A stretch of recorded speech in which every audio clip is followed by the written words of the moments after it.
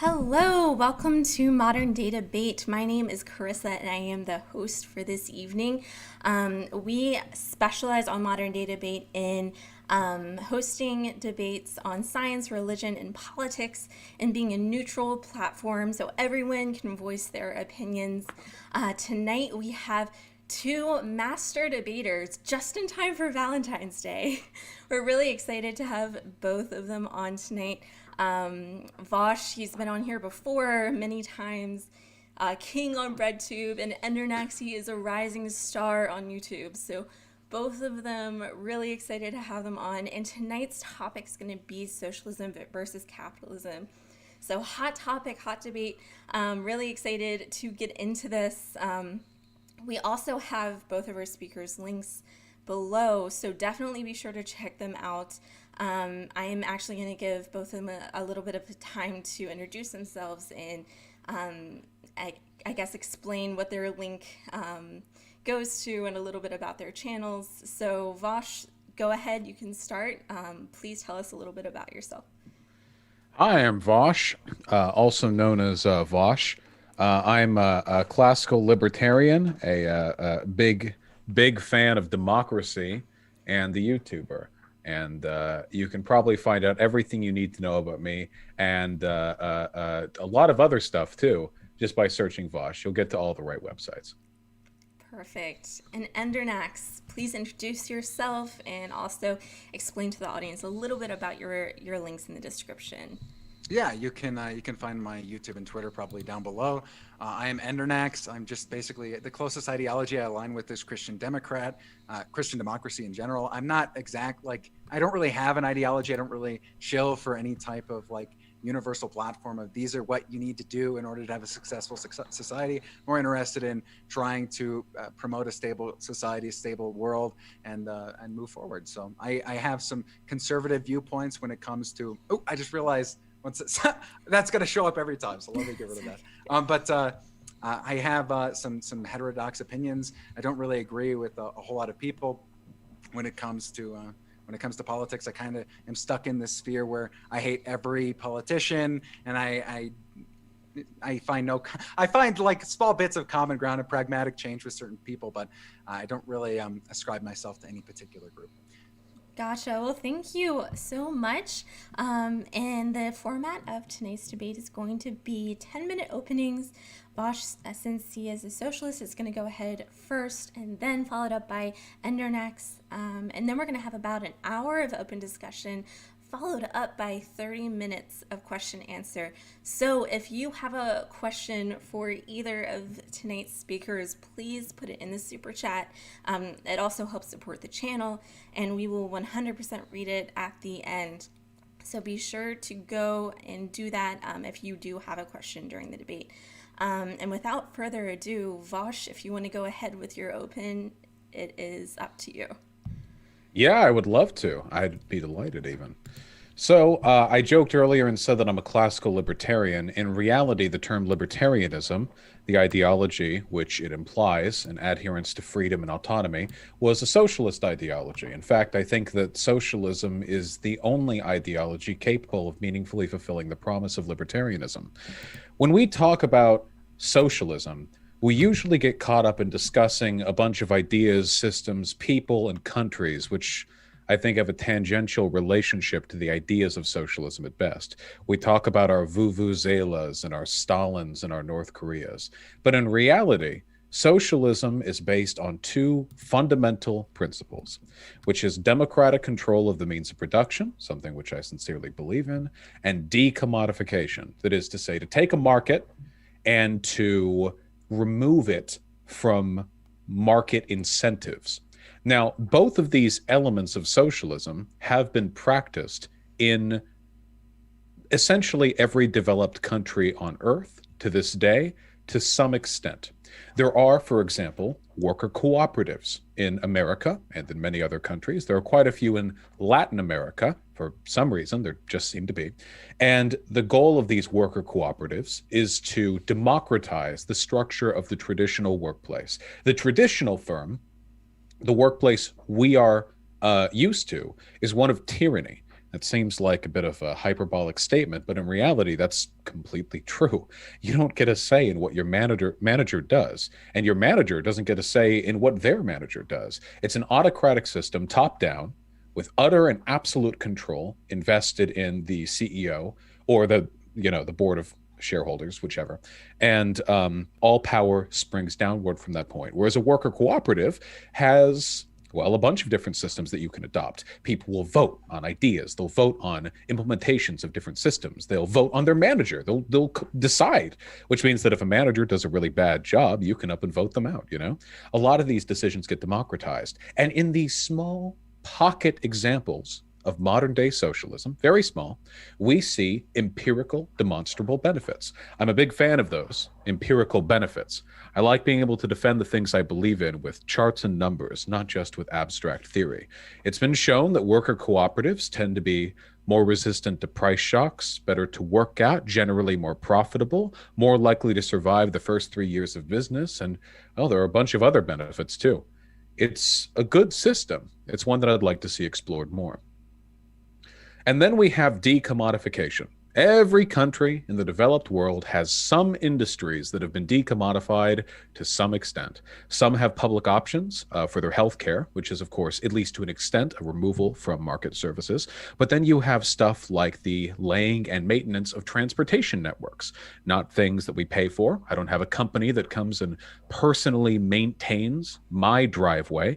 The state holds that responsibility. There are other countries that manage to some extent their energy companies. The list goes on. And while decommodification does not always impart empirical benefits, it does seem like sometimes there are ways in which decommodified industries can be objectively superior to commodified industries. An example of this is when we take a look at industries with an inelastic price curve, like healthcare, for example.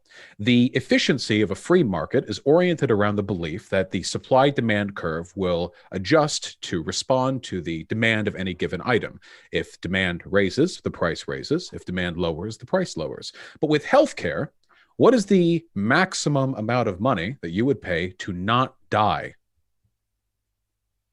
People will pay anything because they want to live. People will pay anything for their insulin. And because people will pay anything for it, we're not talking about an elastic market. We're not talking about a system where market incentives function very well. Need seems to interfere with market logistics. Now, there are some things where market logistics function, it seems, relatively well, like luxury markets, but that conversation, which markets should and should not be commodified, that's a conversation we need to have. In short, there are empirical and demonstrable benefits to the two central tenets of socialism. They have already been tried and tested effectively. I would like to see them tried and tested further, not in some grand revolutionary effort, because I don't think that's the stage of history we're on right now, but instead an approach which is pragmatic and idealistic at once towards the way our government functions and the way in which adjustments to our economic system can help humans live happier, longer, and freer. That's an important one. Freer lives. Karl Marx and all of his writings were driven by the assumption that the goal of an economy should be to maximize human freedom, not happiness or equality, whatever, but freedom, the ability to decide for yourself what you want to do. And I think from true freedom often springs happiness, because you have the autonomy to walk the path that benefits you the most. The last thing that I'll say is this. There's often contention. Where does this process start? Say worker cooperatives have benefits, decommodification can have benefits. How far do we go? And the answer to that, in my mind, is you don't know until you try. Let's take it step by step, policy after policy. We don't know how any of these things are going to go down until we're willing to dip our feet in the water, take the data, and see what works. And that's the process I want to be a part of. I don't want to be too scared to advance history because I've gotten accommodated to one which clearly doesn't work. I want to be bold and innovative. I want to step forward and see which changes make the world better. Okay. I yield the rest of my time. Thank you, Vosh. Endernax, the floor is yours. Yeah, I don't really have necessarily any point of contention with market socialism as a concept or libertarian socialism insofar as promoting worker co-ops and having people engage in the market as worker owners of an enterprise without the traditional hierarchical structure of a modern day capitalist business. That I don't really have so much of an issue with. The issue that I have stems from a broader critique of socialism as not an ideology, but as a broad statement of different groups all across the planet, and who end up tertiarily being supported by people who claim to be just market socialists. There's a quote by Richard Wolff, my favorite Marxist economist, and it's that socialism is a large, complex tradition of multiple different notions that are often at great odds with one another and have had long and bitter disputes. And that's great. And there's a big meme online about lefty infighting, about like Puritanism within the movement, about all of these different things, people going at each other, blah, blah, blah, blah, blah, blah. And it always comes down for me to looking at, okay, people who will end up being radicalized into an ideology that views the current state of affairs as often similar to things like slavery or chattel slavery or other forms of oppressive dichotomies that have existed throughout all of human history. That these people tend to engage in destructive behaviors. They tend to be more likely to riot. They tend to be more likely to engage in acts of terrorism. They are less mentally stable. They live less secure lives. And the data bears this out. There was one of the largest studies on extremism ever done and radicalization into different political and religious ideologies ever done was in Europe. And they looked at multiple different factors that were involved in an individual's life and what led them to their path of them either committing terrorism or engaging in some sort of extreme political advocacy, whether that was civil disobedience or whether it was rioting, all sorts of different things within the study. And one of those things was the radical nature of their political ideology. So if they believed that the group of people that they were a part of were ultimately the most oppressed in a given society, and that these people, there was no way to achieve liberation except through the adoption of different types of values or systems, these people tended to engage in more violence and more extreme types of violence. And that's what I'm most concerned with. I didn't wake up one day and think to myself, oh boy, I just can't wait to go and produce capital at Starbucks for the rest of my life and not work great jobs because all the manufacturing labor was automated away and the unions are gone and I don't have worker protections anymore. No, that's not the conclusion that I came to. Ultimately, it was a long process for me of reading different types of Marxist theory, reading different types of political theory, philosophical theory. I have a copy of Das Kapital and the Conquest of Bread sitting in my library right now. Now, I will admit I've only read parts of these books. I'm not going to sit here and say that I've memorized the entire things, but it was a realization of what was going on in the world that led me to my current political positions. It was understanding that in a large part, it is too late to solve global climate change. The processes by which we have already gone through, we are going to reach a point, and my opponent actually admits this in several VODs throughout his channel's history. I've been subscribed to him since October of 2019. And he admits that it is too late to change the tide of global climate change, that there is going to be a massive refugee crisis, that there is going to be global instability. And I don't know, for me personally, that adding an ideology that seems to support radical fringe elements of society and justifies perhaps acts of terrorism, at least within foreign countries, maybe not America, I don't necessarily support that even as a pragmatic thing. I would be perfectly fine if tomorrow I woke up and there was a policy in government which said that 10% of all firms in America had to be worker co-ops and worker ownership was going to be mandated in X way and we were going to give preferential business loans to these groups of people. I really wouldn't have an issue with that whatsoever. To me, it's about maintaining global financial markets and the global economic system so that the world does not go into complete disarray, leading to further deaths, to further instability, to perhaps authoritarian regimes who are abusing the elements of capitalism, the worst elements of capitalism, in order to gain economic prowess and advance their societies in ways that allow them to control not only their own society, but to export their model of control to the rest of the developing world, including countries like Venezuela, like Bolivia, like Ecuador, like parts of Africa. These are all regimes that have bought surveillance technology from the Chinese Communist Party, who have actively paired with the Chinese. And this is what I'm concerned about. I think there's two major threats to the global order and to humanity as a whole, and that is the Chinese Communist Party and global climate change. And that's why I support capitalism pragmatically. I'm in support of UBI. I'm in support of Medicare for all. I'm in support of all of these different policies that would equalize the playing field and redistribute income across the field so that people can live good lives. And I mean, to a certain extent, you're completely right that freedom is something that we should strive for.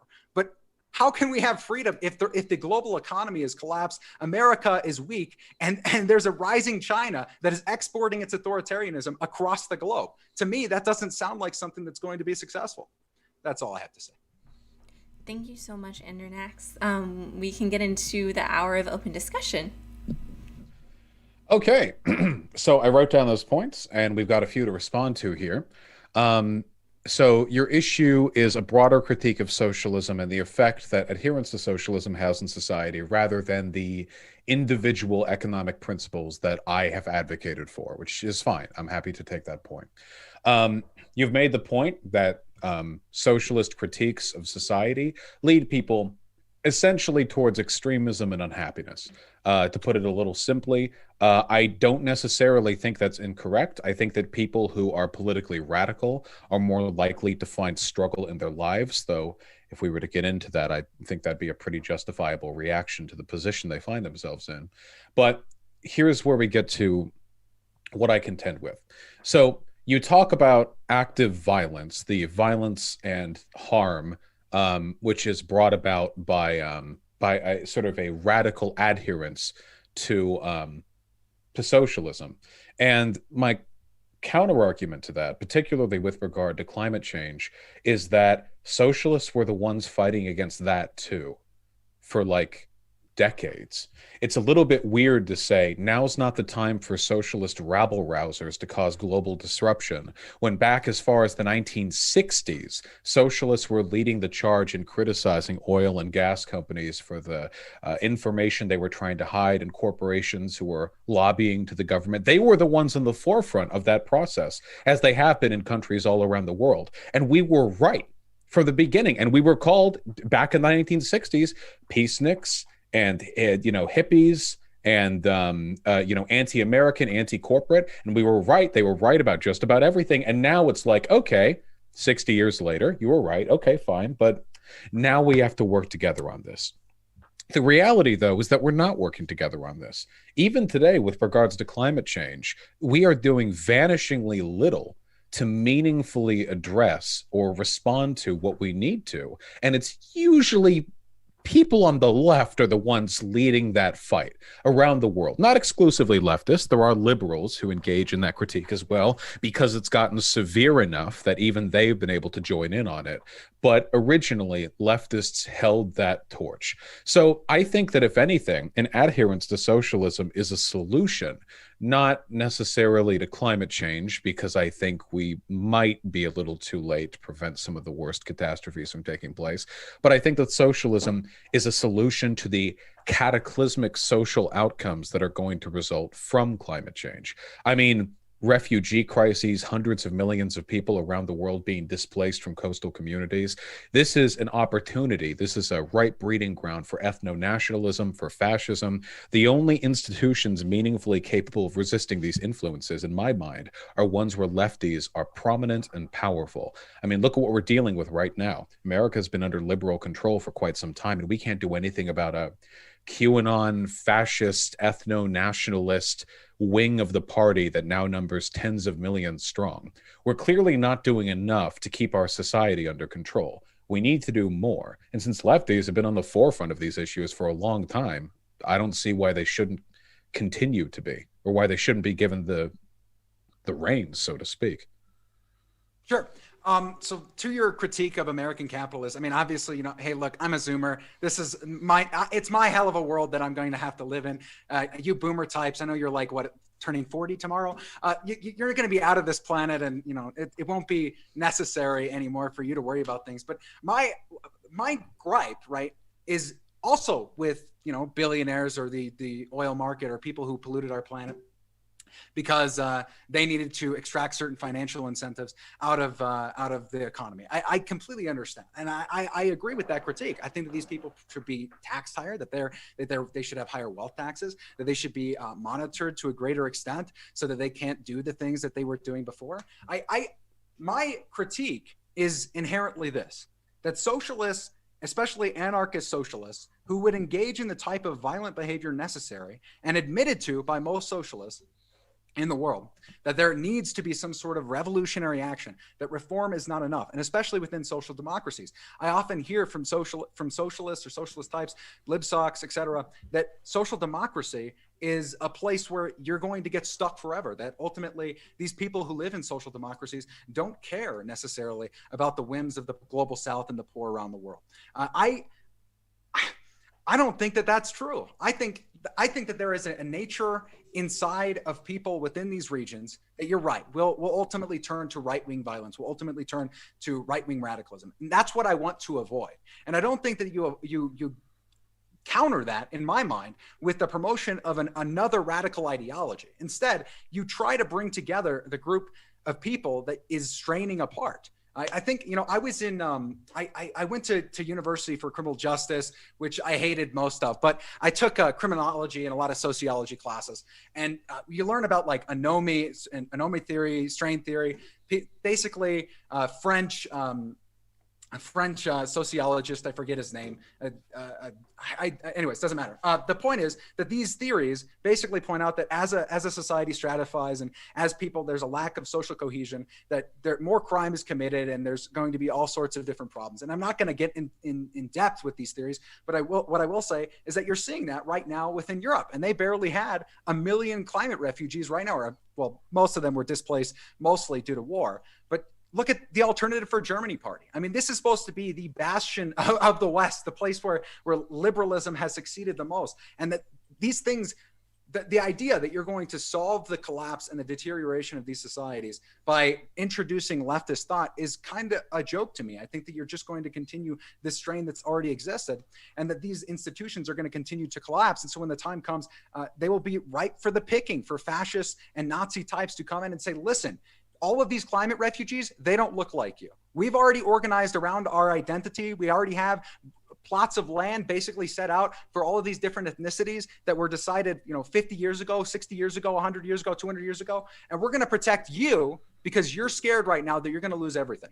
I'm not of the mindset that you're going to convince these people to suddenly act like Gandhi and give up, 75, 80% of their lifestyle in order to support all of these people. I am in favor of promoting certain policies right now in a liberal democracy to avert the crises that we're facing in the future. But the way you do that, I think, is through a promotion of nuclear energy, green energy, and as well as agricultural policies that can feed the global south, can feed the people who are going to be global climate refugees, and can house them. That's what I'm concerned about. If we're waking up one day and the last bastion to Western civilization, the last stronghold is a bunch of people who are radicalized online to believe in socialism versus the tides of fascists in Europe as climate refugees are streaming over the border, I don't have much faith in that version of humanity. I would rather work to promote strong institutions now and to work against the actors who would subvert these interests right now and in our current systems. I don't know that advocating for a system that has never successfully existed in a stable form outside of Chaz and, Yugoslavia temporarily under Tito, I don't know that that's the way to go forward. I understand that there are problems that capitalism has and that these financial institutions and these global financial systems have. Hell, right now, you have people like Mark Cuban who defend giving more money to the CCP and to China, despite the fact that they're like, hey, we're only engaging in slight genocide over here. But you have these people who are capitalists who are only worried about getting more money. They want to extract more wealth from China. And I'm not in favor of that policy, but I see the tools in front of me. And I see that we're trying to build a boat, right? At least some of us are. There's some people who are saying the boat is, disgusting and it's a lie and it's actually, a deep state conspiracy to control us and get us down to 500 million population, whatever. Okay, those people are insane. I get that. But I don't think that the solution is to look at the people building the boat and go, you know what? We need to demolish the town and start building the boat from scratch with a new system because I don't like this system. Okay, I think I understand the problem with this conversation now. So The problem with defending these positions is that you're not actually talking about a specific set of policies or adhering to a specific set of political values. It's the general idea of political radicalism that you disagree with. But the problem is that political radicalism can have a bunch of different effects in society. Sometimes it makes them stronger. Political radicalism was the fuel of the anti-Vietnam War movement. And it was only because we pulled out of Vietnam that our country was able to fall out of the fucking depths of the Cold War that it was descending into. The exact same thing with the civil rights movement. Political radicalism does not begin and end with the destabilization of existing political structures, which is exactly why when I advocated for the things that I cared about, I didn't mention destabilization in the slightest. As a matter of fact, I don't think destabilization of our society presently would be very effective for anyone, especially with climate change, especially with the relationship that we have with China and the rest of the developing world. I don't think that destabilizing America will lead to positive outcomes for the proletariat here or anywhere else. We need to be very careful moving forward. The problem is you can't just shove radicalism to the side because there are people on the left who are not careful. We have to acknowledge a difference then between the pragmatic leftists in America who actually work to achieve something. You have Bernie Sanders, AOC, etc., who I think do good work. And then you have lunatics online. But there are lunatics online who adhere to everything. There are lunatics online who are fascists. There are lunatics online who are socialists. And there are a great many lunatics online who are bog standard, boilerplate conservatives and liberals who have no idea what they support or who they support, but adhere to their positions because it's a sports game that they are particularly invested in. So the idea that in any way, like the left is characteristic of this, or that this is exclusively like the purview of the left, or that the left, if given power, would adhere to behavior like that, I strongly disagree with these tenets. And I think that's what you're suggesting because you pulled the no society has ever succeeded in being socialist line before. Well, I'll tell you, the problems we're having with society right now could absolutely be fixed in large part by the policies that I've advocated for. America is being destabilized by our poor healthcare system. Its decommodification would be to our benefit. America is being destabilized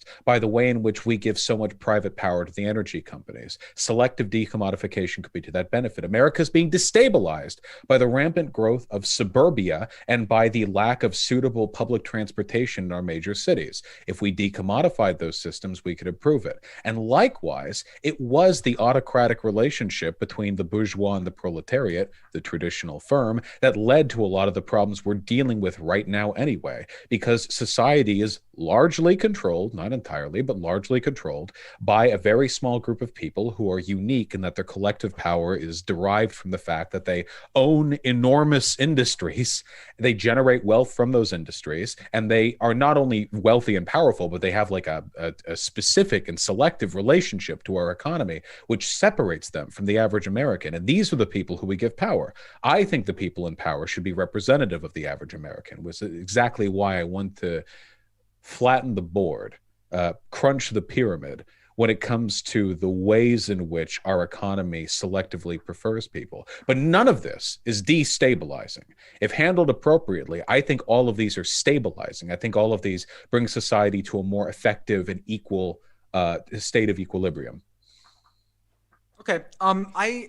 As far as your critique that there are plenty of other radicals out there who would engage in political violence, I actually completely agree. I'm against those people as well. My issue is primarily with socialism being argued for pragmatically through like worker co-ops within a capitalistic system, and then saying like, well, you know, who knows, we can get there eventually, we can work towards this. But I think that there's a higher degree of radicalization occurring, at least within a lot of the lefties that I speak to or that I have spoken to, and even within your own community. I mean, you've said in the past that it is your goal to use rhetoric to move people pragmatically towards your ideology. And you've said that ultimately you argue for market socialism because you like it and you think it's a pragmatic reform or a type of pragmatic advocacy you can engage in. But I mean, you've said also things like, and this is a direct quote, my goal as an American would be to make this country as class conscious as possible and effectively neuter its militaristic and intelligence operations so that should socialism arise in other countries, the victims of global capitalism, it would be more difficult for us to retaliate. Now, if you think that this is something like, you know, down the line and 500 years from now, when there's not a surging China and there's not sorts of tons of destabilizing effects all over the globe, I guess I really wouldn't care. I wouldn't be alive, so I wouldn't care. But I can only assume that this is your goal currently. I mean, you've also said Privately, my thoughts are that even in a post-scarcity society, we're going to maintain the economic divide with the global south because we have an innate need, and the last part is a paraphrase because it's a long diatribe quote, because we have some innate need to feel like we're doing better than some starving kid in Africa.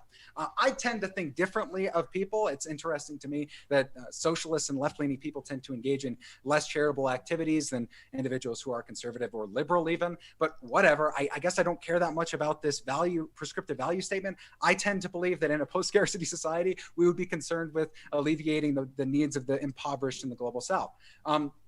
There was one other quote that I want to read to you, and it's from you exactly. Okay, so you were having a conversation with a Marxist-Leninist from Iraq, and his name is Hakim. I think your audience knows who he is. This was recent, right? And he said that the last of my 5 points for supporting international socialists would be the sabotage of American military bases and the American military-industrial complex. And the best example I can give of this is the Red Army faction did in West Germany to the NATO bases. The Red Army faction engaged in kidnapping, they engaged in bombing, arson, the killing of innocent civilians even. This was during the Cold War in West Germany. But you said in response to this statement, this was from Hakim, not you, but I don't disagree with any of those points. Realistically, there is no way. Well, I guess it's possible, but I feel like people would be arrested real quick. But I agree principally. If there's anything we can do to sabotage those forces, I would agree with it. It's just a matter of how to get it done. Well, in my mind, when I hear this and I think to myself, this sounds a lot like saying I'm okay with terrorism against the military and the military industrial complex and people who are on my side ideologically, that's something acceptable for them to engage in because ultimately the United States is going to suppress some sort of socialistic uprising in, let's say, Bolivia, as an example. I know you're fond of praising Evo Morales and the Bolivian government. But we can get into that later. The point being is that a lot of these fringe socialist elements do not share your characteristics. They don't advocate for market socialism. Another group brought up that he justified, and you tacitly agreed, I don't know if you know anything about them, was the New People's Front in the Philippines. This is a Maoist organization. I know you voiced support in the past for the farmers' strikes in India, in part led by Marxist-Leninists and Marxist-Leninist Maoists who are, at least the Maoists are definitely pro-Chinese. In my mind, right, you have a resurging Nazi Germany, the modern day equivalent of Nazi Germany. And it's like sitting at home in the 1930s and 40s and saying, you know what, I don't really want to pay attention to what Nazi Germany is doing over in Europe. I would rather talk about the liberation of the proletariat and the destruction of the bourgeois class and not talk about the genocide going on over there or the expansion of their territories or their threatening of democracy or their authoritarian state practices or their genocide of the Uyghur Muslims or the 500,000 Tibetans who are now in what essentially amounts to concentration camps that they just built. So they keep moving the border up with India. They've just annexed 10% of Nepal. This does not sound like the language supporting these groups and supporting the groups around them. Not necessarily China, I understand, but the groups that would support China tertiarily does not sound like a good policy to me. And I certainly wouldn't advocate for terrorism in order to help those groups. Okay, so a couple of points here. I hope you know that I'm not exactly a big fan of China. I hold China in about the same regard that I hold the United States of America. It's an enormous and very powerful, though we're stronger than them, at least for now, capitalist country. You do know the only reason why China is a geopolitical threat is because of capitalism, right? I mean, the reason why it's been able to spread its influence, develop a global industry base, and is now engaging in the Belt and Road Initiative is specifically because it's willing to engage in a highly state-controlled form of semi-regulated capitalism in order to express soft power to smaller countries. If I were to support, say, for example, weakening America's ability to destroy socialist uprisings in other countries, those socialist uprisings would be anti-China too. They couldn't meaningfully be anti-Chinese socialist uprisings. They couldn't meaningfully be socialist uprisings. They weren't anti-Chinese. What else would they be rejecting? That's the capitalist power in their region.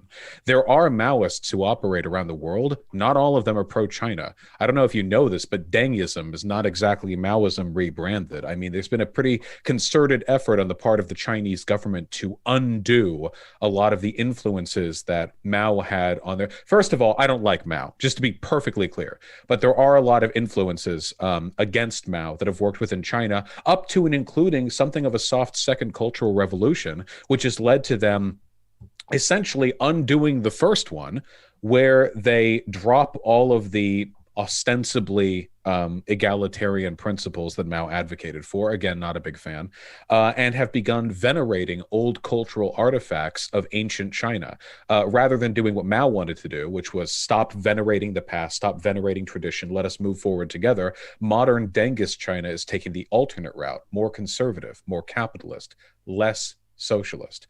As with regards to terrorism, I'm not specifically familiar with any of the acts committed or caused by these groups, but when we're talking about terrorism in these contexts, I don't think it's terrorism for like a domestic front of fighters within a country to resist an invading force. The context here gets really blurry, but like there are people who described like the Viet Cong as a terrorist group functionally because they had like semi-state affiliation and because of the tactics that they used. Unfortunately, the term terrorist is very often used as a geopolitical buzzword that we hammer. We designate groups we don't like as terrorist groups to drop domestic support for their action.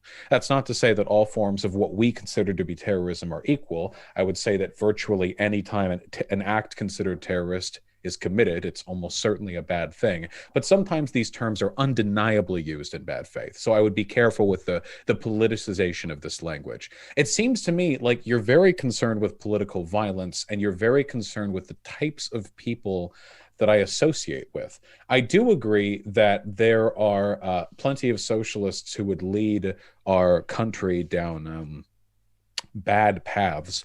I don't agree very much with their prescriptions or their methods, but I can't really answer to that fairly because there are also many liberals for whom I feel the same way.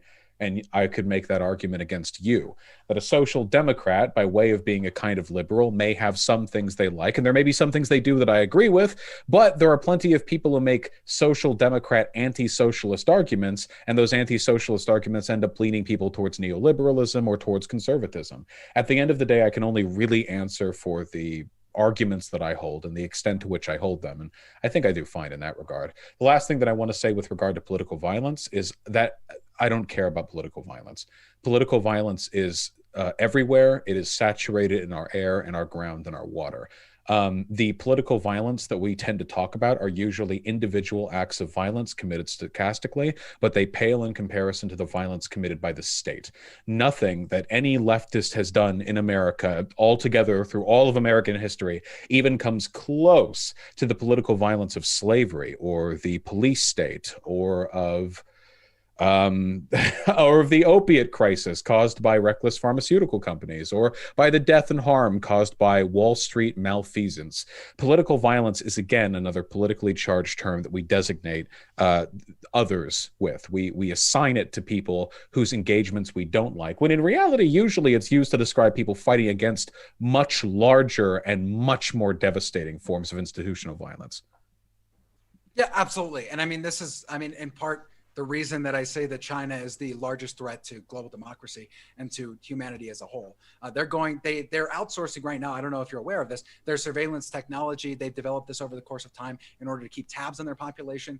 You're entirely right that modern day China and Dengism is more akin to fascism than it is any type of communism. I would actually 100% agree with that. The problem is that China is often the one supporting the groups that you're tertiarily supporting. So a good example is the Bolivian government, the movement, the MAS, right? I forget the movement for socialism or whatever it is, right?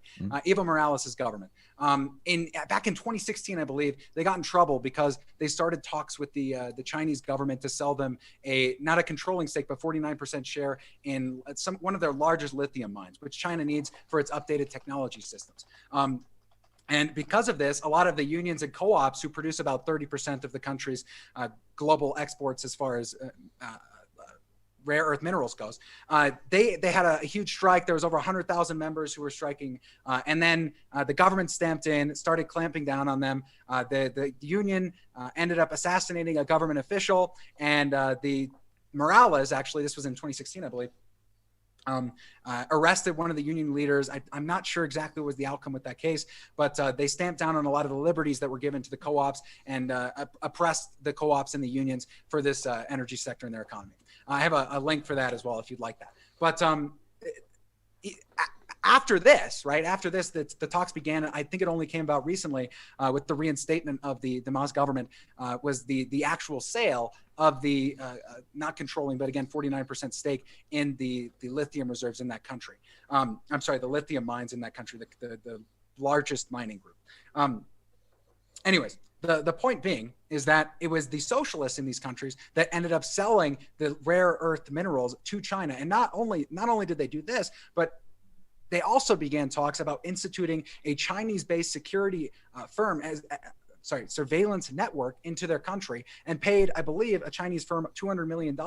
Although the Chinese government does not make full disclosures of its debt trap diplomacy, Bolivia has made several deals with the Chinese Communist Party, and it seems as though they are ramping up their authoritarian measures, their state-controlled apparatuses to deal with the population and to monitor them. This is the same type of technology that was sold to the Venezuelans. It's sold to authoritarian countries around the globe in Africa.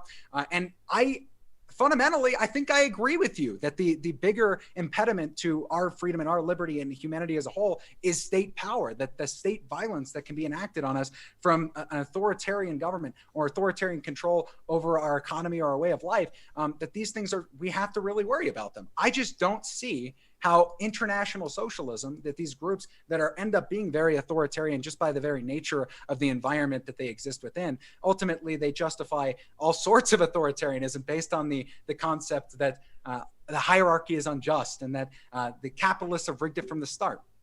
Well, here's what I've got to say. I don't think that a socialist uprising is going to result in any type of good change within Europe or within any other part of the world, so long as there is a financial interest and a global power that is invading countries right now, that is engaging in genocide, that will support them simply to be anti-Western, simply to be anti-American. I don't know why you would compare the Chinese government to the American government. Maybe there are some similarities, I could agree, but there is actual Han supremacy practices going on at the state level in China. There are forced marriages occurring with Han Chinese men and unwilling minority women. People are told, even if they're not Han Chinese, that they are Han. There are people who, there are a multitude of stories of people who have left China and come to America or come to Europe or come to a freer part of the world. And they've done DNA testing for their entire life. They thought they were Han because the media and the government were telling them that they were Han Chinese, because that is their goal. That is the dangest goal, ultimately, is to promote a type of nationalism, an ethnic-based nationalism, to keep the country together past the storm that is coming. And okay, so I can recognize that there's a rising China, that they're militarizing like we've never seen any country before. Nazi Germany, militarized in how few years? The Chinese economy is just so much larger than anything we can even comprehend of the German economy being back during the days of the Weimar Republic. This is going to result in a massive spread of authoritarianism. The more you destabilize these countries on the periphery, the more you destabilize the Philippine government by promoting this group that is Maoist and supports the Chinese government, regardless of if they're Dengist. It's very interesting. A lot of these groups that you say, oh, well, Maoists have plenty of disagreement with Dengists. Well, I don't know if you're aware, but the Chinese Communist Party has a large contingent of Maoists who are actively negotiating with the Dengists and in coordination with these terrorist groups across the globe to promote Chinese power. This is what's happening, and this is what I'm worried about. I think that you end up destabilizing systems when you promote a type of socialism that would neuter the American military and neuter the American intelligence agencies just because you don't want them interfering in, let's say, Bolivia, in a country that is leaning on China. I don't know what your solution is, and I don't think that the armies that would rise up would necessarily be anti-China after they were supported by China. Thank you. Okay, so there are quite a few points here. A few points here. First of all, there are a lot of preconceptions that I have to address here. Okay, not all of the Maoist groups that operate in foreign countries are supportive of China. In fact, quite a few of them aren't. I was just linked in chat a paper, an analysis by the Central Committee of the Communist Party of China, in parentheses Maoist, which describes China as a modern social imperialist power, an integral part of the capitalist imperialist system. So the idea that all groups around the world that call themselves Maoist are inherently in line with China is just not the case. I'm sure some of them are, but that's not by any means an inherent point. Second of all, with regards to domestic policy, I do believe that China is generally quite a bit worse than America in a great many ways.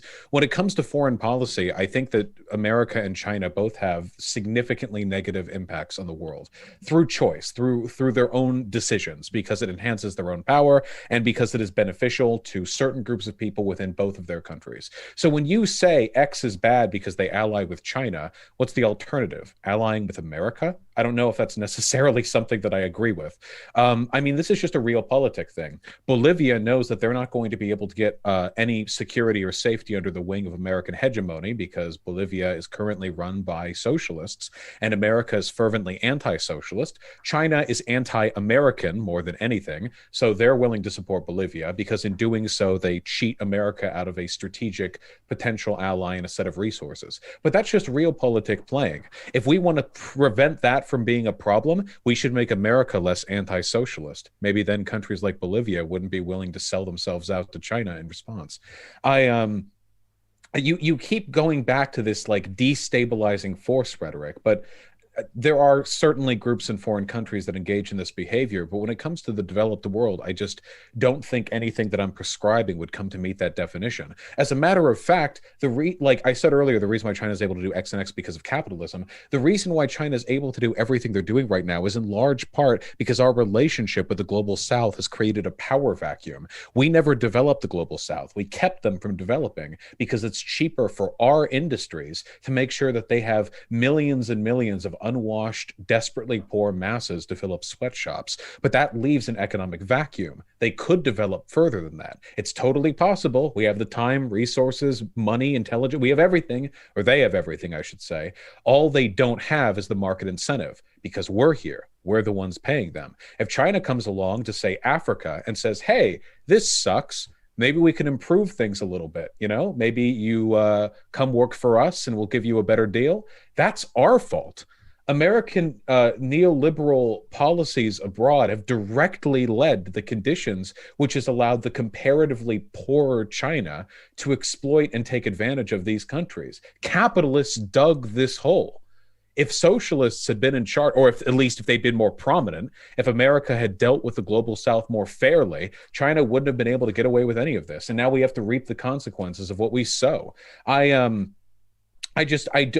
do not see how the propagation of left-leaning interests in America, because that's where I live, could possibly worsen the situation any. And a final point as well. I do think the Chinese government is very bad, but I don't think the way we need to engage with them is militaristic. With the spread of nuclear weapons and the fact that we're economically codependent on each other, both of which was not the case with Nazi Germany, I don't think that China is going to turn into some gigantic World War III monstrosity that's going to gobble up the Southeast Asia and make a new pan-Asian global prosperity sphere, like with what Japan was trying to do back in the 40s. I think they're probably going to continue doing what they're doing right now, which is to wield soft economic power to control as much of the global market as possible, eventually do so to the extent that they can wrangle America out of first world superpower status, and then they get to reign on top. But I don't think that's something they're going to do like militaristically. I think the military that we have right now, the money we spend on it, is kind of a red herring for paranoid, delusional boomers who think that one of these days, like Russia or China or whatever, is going to start dropping tanks on our shore. I think if we put that money towards infrastructural and economic development, that would actually aid us, not only in making our citizens' lives better, but it would probably also aid us in fighting off Chinese hegemony. Sure. I don't necessarily think that there's anything wrong with advocating for more industrial policy and making sure that Americans' lives are better. I don't know that I necessarily agree with your characterization of the Chinese government is not willing to do these things. In fact, they release 5-year plans that luckily are translated into English for us by the Chinese Communist Party. God bless their souls. The Global Times is also a nice mouthpiece for the Chinese Communist Party, in case you're wondering. But they tend to meet these goals. And when they say hey, we want to have X by X date. Hey, we want to be the global power by 2050. I listen, especially as year after year after year, they meet each of their 5-year goals, and they meet their growth metrics. They meet their military expenditure metrics. They meet their invasion. I don't know if you're aware of this, but they just annexed 10% of Nepal and nobody's paying attention because can I ask one thing really? Yeah. What would you do about that? You're president. What do you do about that? You send troops to their border? No, absolutely not. So I would work through international current diplomatic ties to foment a strong international trade deal with regional players. So Japan, South Korea, Taiwan, Vietnam. I would encourage investment into Laos, Myanmar, India, basically every country in the periphery as a kind of incentive, a carrot on a stick, if you will, to say, hey, you're all going to unite against the Chinese government. Sorry, I'll wait. But basically, My apologies. No, you're fine. A carrot on a stick, basically, to say, hey, we're going to invest in your country. We're going to give you infrastructure improvements. We're going to give you good trade deals. And in exchange, you're going to oppose the Chinese Communist Party and maybe house some American military bases. And I would do the same, just so you know. I would basically implement a more humanitarian-based One Belt, One Road initiative that wasn't based on debt trap diplomacy, that was based solely on developing the global south. There's a lot of people who actually support policy like this. I don't necessarily have an issue with investing in the third world and investing in these poorer countries, as long as we're not saying to the American people, like, listen, you're going to have to give up 80% of your lifestyle right now, because I unironically believe that if you do that, if you take away a certain amount from the American people or even the European people, you're going to see a rise in fascist violence, as you've already seen in degradations of middle-class townships across the United States. This is a hotbed for white nationalist activity, is these rural towns that are dying and have no industry and they have no support. And I feel like saying to them, okay, we're going to slash your standard of living even more, which would be necessary for the amount of investment that would equalize the playing field anyways. But yeah, I'm perfectly fine with investing in these countries and playing them off of China. I think that that's what should be done. I'm ashamed of, and I said before, I basically hate every political operative because I feel like they're not really addressing the problems at hand. The China hawks on the right, the Tom Cottons of the world, are basically just saying, well, China is literally Nazi Germany, so we need to give more money to the military and buy more nukes. No, that's not the answer. That's not the answer at all. I think that there's a variety of ways you could tackle this problem. I wanted to talk about your advocacy as well, because you talk a lot about market socialism and advocating for it. But I think that there's something else going on here. And I don't know what it is. I mean, I have a lot of different quotes, and I've watched you for a while, so it's not like this is coming out of nowhere. I've enjoyed your content. It's not like I'm some rando who just stumbled on Vosh all of a sudden and is trying to get you. But there's some quotes here. What a lot of people need to recognize, this is in regards to the riots that were going on in Portland. I believe this was right around the time. I don't know, it might have been Seattle, might have been Portland, but there was a young man who brought a bomb to one of these riots, to a federal court building. What a lot of people need to recognize here is that when it comes to these protests, the Portland protests, the actual material outcomes of anything the protesters are doing are comparably irrelevant. But the whole nation's eyes are on Portland and on Seattle. This makes this primarily an optics game. It's about looking as good as you can. So when we get people like you, in reference to Garrison Davis, with recordings of overuse of tear gas, of protesters being brutalized by cops, getting angry, they're asked to respect your legal rights. This is good for us. So I think that there's an optics level argument that you make generally of, like, you want your side to look good so you can radicalize more people over to your end. I'm a socialist smart enough to realize the road to socialism right now is not LARPing on Twitter about how we're going to get our guns together and go to his 6 blocks of Seattle. I'm smart enough to recognize that we can radicalize people by exposing them to socialist ideas. I don't want to overplay our hand. I worry a little bit about Chaz. Chaz might be overplaying our hand a little bit. Is it immoral to do it, Chaz? No. The people are probably pretty cool. I'm going to be charitable and say that you made this statement before there were 3 shootings in Chaz, predominantly from gang violence. They had nothing to do with That would be correct. Okay. Fair enough. I don't know that this is the way. I think that you end up radicalizing actually more people to fascism this way. Unironically, you have these fringe elements online who use these as, like, look, the radical left is rising up. Look, they're taking over city blocks. Look, 3 people died and a bunch of people got raped in this autonomous zone that the leftists made. And I mean, you could maybe make the same argument that maybe a Charlottesville had a similar radicalization to the left. Perhaps I would say that Charlottesville is also a complete disaster for our country and further destabilized our nation, especially because we had an orange Cheeto Blumph in office who said, well, both sides, guys. Like, hold on. Okay, like, this guy is a complete lunatic. But there's one other thing, and that's this. You characterize Nazis as using this type of caricature of femininity and like the innocent frontman. So, like, in the Capitol riots, you talked a bit about how there was, like, these old ladies and children who were being used as these scapegoats, as, like, look, like, these are the people in the front. If the cops do anything, it's going to look really bad on them. And we're innocent grannies who are in the Capitol building. Like, look at these pictures. You made a similar comment that this would be a good thing to happen at Black Lives Matter events in Portland and Seattle, when you said that the naked lady played it very smart, and video that showed a naked lady being brutalized by a bunch of armed men would play extremely well on media. And it's a weaponization of what Nazis do with the innocent feminine caricature. So I think that there isn't, while you do argue for pragmatic change, and you would say, hey, listen, we should have voted for Biden because I think that this is going to lead to material conditions improving, there is still an element within your advocacy that results, or at least you want it to result, in the radicalization of these people. And I'm assuming that people less smart than you would come to the conclusion, or less morally consistent than you perhaps, would come to the conclusion that yes, it is justified for me to bomb a military outpost, or to bomb a military industrial complex building, or a weapons manufacturer, because this is something I'm doing to help the international global poor in the global south. And that's what I'm concerned with. I don't want to see more terrorism in the United States, more destabilization of the United States, because we have massive problems that we need to deal with. And if we don't have a functioning government, I mean, what I would propose is a whole host of different policy solutions, but I don't ever advocate for an ideology that would lead people down the road to political violence. And while you can say that, political violence, may be necessary, or maybe a good thing in certain cases in regards to fighting back, at least being part of the anti-war movement during Vietnam, I don't know that that's the case anymore. I think that things have changed radically. So I think that things are a bit different in the United States. The situation is not so clear. We have a declining America. I think anybody could recognize that. Otherwise, Trump wouldn't have won in 2016. He's not so much the problem of America. He's the symptom. He's what happens when things start going the way that they're going right now. Yeah. Okay. So to close off the China discussion, then I think we agree. The reason why I don't really care about the propagation of higher and higher military budgets is because I don't think the military is our best war deterrent right now.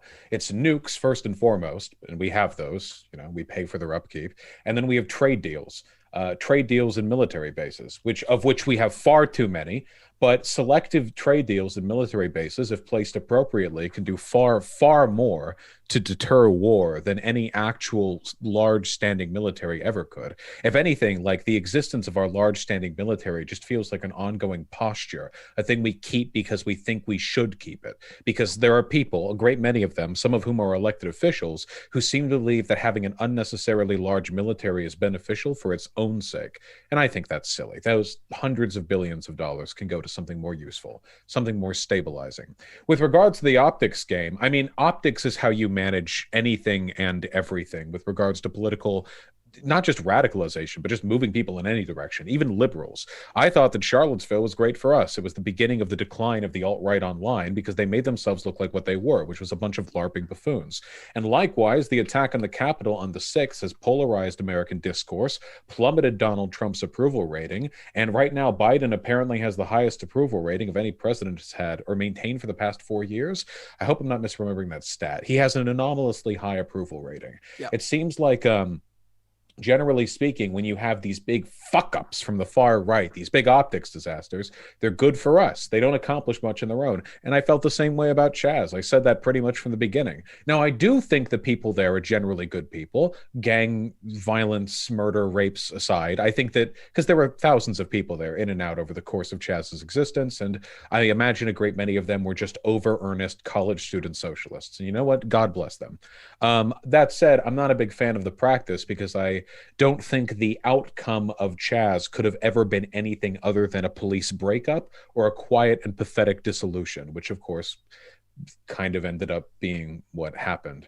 But with regard to the optics game, I think there are ways to responsibly play that game without leading people down like preposterous roads. If anybody who watches me right now has been given the impression that like the way to help the international proletariat is by like suicide bombing an ICE facility, then I feel like they probably haven't been listening to me very much. I feel like I generally lead people in an appropriate and respectable direction when it comes to effective political engagement. As a matter of fact, terrorist attacks tend not to be a good way of achieving any kind of broader political aim unless you're willing to, unless you have some kind of like state backing. Because individual, what do you call it?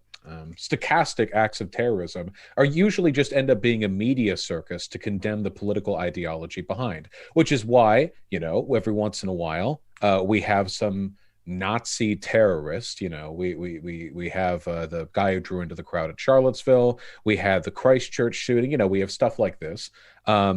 And it gets people real mad at conservatives for a while, and it radicalizes and makes liberals fearful of the far right, which they should be. There are things to be afraid of there. And I think that's fantastic. But generally, those optics games don't lead people to like pro-China positions. And I have to admit, I'm a little curious why you're so concerned about the left engaging in political violence when it's an empirical fact that the right has by a exponential degree, like greater, you know, not just 10 times more, probably in the ballpark of like 50 or 100 times more on the part of the far right. I'm getting a no sign from there, so you'll probably have stats. Well, I'll just say that the CSIS report, right? If you break down things, and your audience will say like, well, this is bullshit. Okay, well, if you break down, it started including right-wing violence, right? They started including religious violence as well, and there used to be different breakdowns. The CSIS study is the one that's primarily cited a lot. If you look at left-wing violence, it's still going up proportionally to where it was. You have, you know, obviously we can name events. They become media spectacles, things like the congressional baseball shooting. To your critique of me saying like, oh, don't you think the right wing is bad? Yes, absolutely, 100%. I personally, you know, I think that Nick Fuentes is doing an absolutely evil thing by radicalizing all sorts of young people to a disgusting ideology that again only leads to violence. And you know, the minute he's willing to debate me on modern day debates, I 100% welcome it. I would welcome ripping into his fascistic tendencies. I don't like Nick Fuentes. I don't like the America First movement. I don't like the fascist elements of it. I don't like the people, you know, genuinely think that the best way to organize is around racial lines. I think this is disgusting. We need to be uniting as humanity. But I'm looking at the chart right now, and yeah, it looks like though it's been more by right wingers since 2016, it looks like the proportion varies anywhere from 2 to 1 in the favor of right wing to like 10 to 1, but it varies tremendously by year. And it depends on how you measure it. And this is kind of the issue. Like religious extremists, yes, they do need to be dealt with, but in my opinion, I don't think religious extremists are like bombing an abortion clinic is as dangerous to society as a Nazi, you know, radicalizing people to go and bomb a black church in Alabama. Like that's worse to me as much as, you know, that we shouldn't be bombing abortion clinics either. These two things are separate, right? And I think that you're right. The threat of Nazis and ethno-nationalist violence is absolutely a huge threat to the United States. And as far as addressing that, I think that you have to fix a lot of these backwater townships and basically solve the root causes of radicalization, which in my mind, a lot of the times is poverty and a loss of community, social discohesion, strain. And also that's Emil Durkheim. I remembered the name, Emil Durkheim. Yeah. No, he's a cool dude. I just think so if we boil it all down, I feel like if the critique is I don't agree with online socialism because I'm worried that the way in which they express their ideas might radicalize people to dangerous or to counterproductive ends. If that's a broader critique of socialism, I feel like that's more a critique of online socialist culture than anything. And there are some people online who I would agree kind of toe that line a little bit. But I want to be really clear. I'm not using any essentialist terminology here. When we talk about like political violence, I don't disagree with political violence for its own sake. I think it's woven into the fabric of how a structured society operates. I just think that if there is political violence, it must be good if it has good outcomes and bad if it doesn't. And overwhelmingly, it is the case that political violence has terrible outcomes. Unless you want to get into some convoluted utilitarian logic, how Charlottesville did more good than bad because it led to more people becoming leftists or something. But then you're getting well beyond the scope of the actual incident. Broadly, what I want online leftists to do, is to, for God's sake, in addition to whatever mutual aid you're pushing for, which is good and you should, please pay a little bit of attention to electoral politics. My God, if the far left had anything even remotely comparable to the same interest in propagating their political will through our government that the far right does, I think it'd be game over for you bozos. I think we'd have it. I think we'd have it down. I care a lot about these processes because at the end of the day, it feels like sometimes we don't have many other avenues for achieving effective political change now. And all the people who run around online LARPing about how we're going to have a revolution tomorrow, like, okay, come on. whatever. The only groups in this country who are actually forming radical militias are the far right. We haven't done any work in that regard, and they're not going to succeed with it either. So yeah.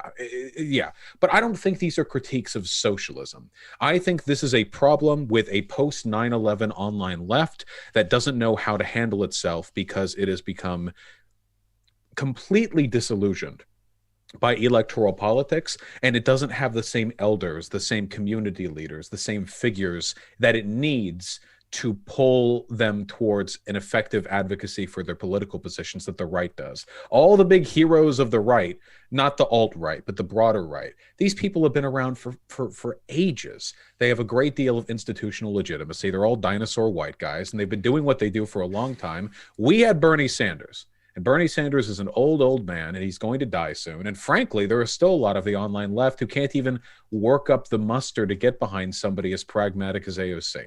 So these are cultural issues, I think, not socialism issues, you know?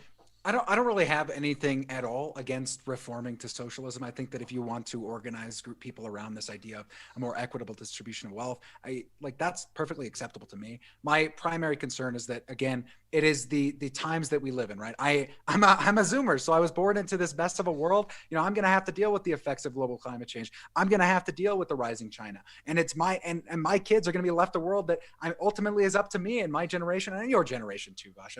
I won't be so mean. You're not 40 years old. I understand, but it's, to me, a matter of promoting policy and real politic over these fringe radical ideologies that really lead nowhere. They just lead to online infighting and people complaining all the time and feeling really down and depressed and like the world is out to get them. And I get that. I get that completely. Listen, 10 million Americans without a job. I don't have a job right now. My material conditions aren't being met. My girlfriend's the breadwinner. I'm living, I'm looking for a job. The job market's awful. I have to basically, at some point, I'm gonna have to go grovel to McDonald's and work there, despite having a 4-year college degree and student loan debt and qualifications. I've worked at several different places across the job market. But look, the world is a dark place. There's a lot of bad things going on, and it's very easy. It's very easy, and I see the appeal because it appeals to me even to say, you know what?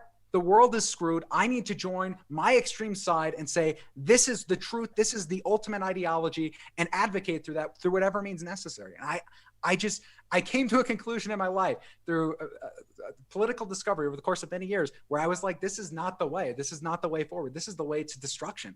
This is how society collapses. This is how you have a domineering China ruling over the global order and telling people what they can and can't do. With individual controls on people's lives, social credit scores. I mean, just like the crazy conspiracy shit, the 1984 stuff's actually happening in China. It's not happening in America as much as people would, like to conspiratorially put on America. It's not the case. You talked earlier about these socialist countries that were aligning with China, and I wanted to talk to you about it because there's like these fringe groups and these elements that are getting funded by China that I think tertiarily, at least, you have voiced some support for. Evo Morales' government in Bolivia is one of them, and you know it is to a certain extent real politics. I agree, but why wouldn't you critique a socialist government that's engaging in the same type of surveillance state technology or use to monitor its own civilians, to put down co-ops and worker cooperatives in the way that the Morales government has? Like, were you just not aware of what the Morales government has done in the past? And also, I find it very weird that somebody who's focused on promoting democracy and freedom also was like very excited to see Evo Morales, like, the entire situation unfold and call it a coup and say that the fascists had seized powers and the CIA was BTFO, to use flowery language. I don't know. I don't think that the CIA was orchestrating some coup in Bolivia to give Elon Musk the lithium, because what ended up happening was Elon Musk saw the writing on the wall, and like a dick, because all of these cat-rich pricks are at the end of the day, they have no actual interest in protecting America or Americans or the world or humanity. They're only concerned with their profit margin. He just went and invested in China and made deals with the Chinese Communist Party to get the lithium from Bolivia. He doesn't need the U.S. government to step in because they've already said, you know what, you can go just deal with the Chinese and get your lithium that way. So that's what he decided to end up doing, rather than any type of Like, I know that he tweeted out like, we can coup whoever we want like a dumbass, but that's just, listen, that's the unadulterated swagger of stupid billionaires, right? No doubt. So I can only agree with your presupposition here if I were to believe that the effect leftists have in America is destabilizing, but I couldn't agree less. If anything, Bernie Sanders gave the Democratic Party a political platform that gave them a vision for the future far better than what they were advocating for before. In 2015, 2016, when Hillary Clinton was the presumed frontrunner and little known Chad Bernie Sanders stepped in, the policy positions, the attitude, the means that Hillary Clinton was bringing to the table were ones which directly lead to the advent of people like Donald Trump, which is why he won. Hillary Clinton's vision for the future was not convincing to the American people. But Bernie Sanders, well, he didn't win, but his platform has influenced the DNC heavily. And I would argue that the overall effect that socialists have had on America thus far have been stabilizing. It was socialists who were accused of being uproarious destabilizers back in the early 20th century when they fought for unions or workers' rights too. But then it turned out that you actually need unions and workers' rights to prevent societies from decaying the way they are right now. It was socialists who fought for abolition back during the slave days, and we know how that panned out. And they were also called destabilizing rabble rousers, and same with the civil rights movement. It seems like the process you call destabilizing is actually just the growing pains of us moving to a better iteration of what we currently are. I mean, if you're so worried about China, it's not socialists who are mainly doing deals with China. It's capitalist America. The idea that it's like little socialist governments that are bolstering the Chinese regime is not the case. The vast majority of their trade is with capitalist countries because they are capitalist. We have no issue with them. We're ideologically, economically, we're in tandem in that respect. I think the reason why Bolivia, and again, like you work with China or you work with America, I think the reason why Bolivia side with China in this issue is simply because they want protection. Because having an economic investment from a massive country like China decreases the likelihood that America is going to interfere in the future, which the CIA doesn't do everything bad abroad, but like, let's be real. America doesn't exactly have a positive history with foreign policy in Latin America. There's definitely something to that. With regards to like the CIA directly involving themselves in Bolivia and lithium and what have you, I mean, leftists, to an extent, including myself, will curse the CIA anytime they stub their toe. So there's definitely a bit of variance there as to how seriously any individual claim that should be taken. I'm always going to be in support of countries like Bolivia, like socialist-leaning developing countries attempting to distinguish and autonomize themselves from American influence, because we are numero uno at finding ways to fuck these countries over. Nobody does it better than us. We are prime, and even if we didn't do it in any individual instance, we always could have, and we always have an interest in doing so. So I can't necessarily blame them for wanting to operate under the wing of a larger country that probably won't do that sort of thing. And as for the thing where I like democracy, but Evo Morales, I think that Evo Morales was incredibly irresponsible with how he handled his little mini constitutional crisis, but he was so undeniably good for the country. He was so much better than the alternative that I couldn't find it in my heart to be too upset with him. I think what he should have done is what's happening right now, which is he should have stepped down and had his successor step up. And that way you avoid, I imagine, and from what I've read, it seems like that might have been on the table for a time, but Morales was concerned about loyalty or efficacy and decided to just go through with it himself. Now that logic right there, I'm going to stay in power, even though it's kind of a triple loophole legally. That's the logic of an authoritarian, and I acknowledge that.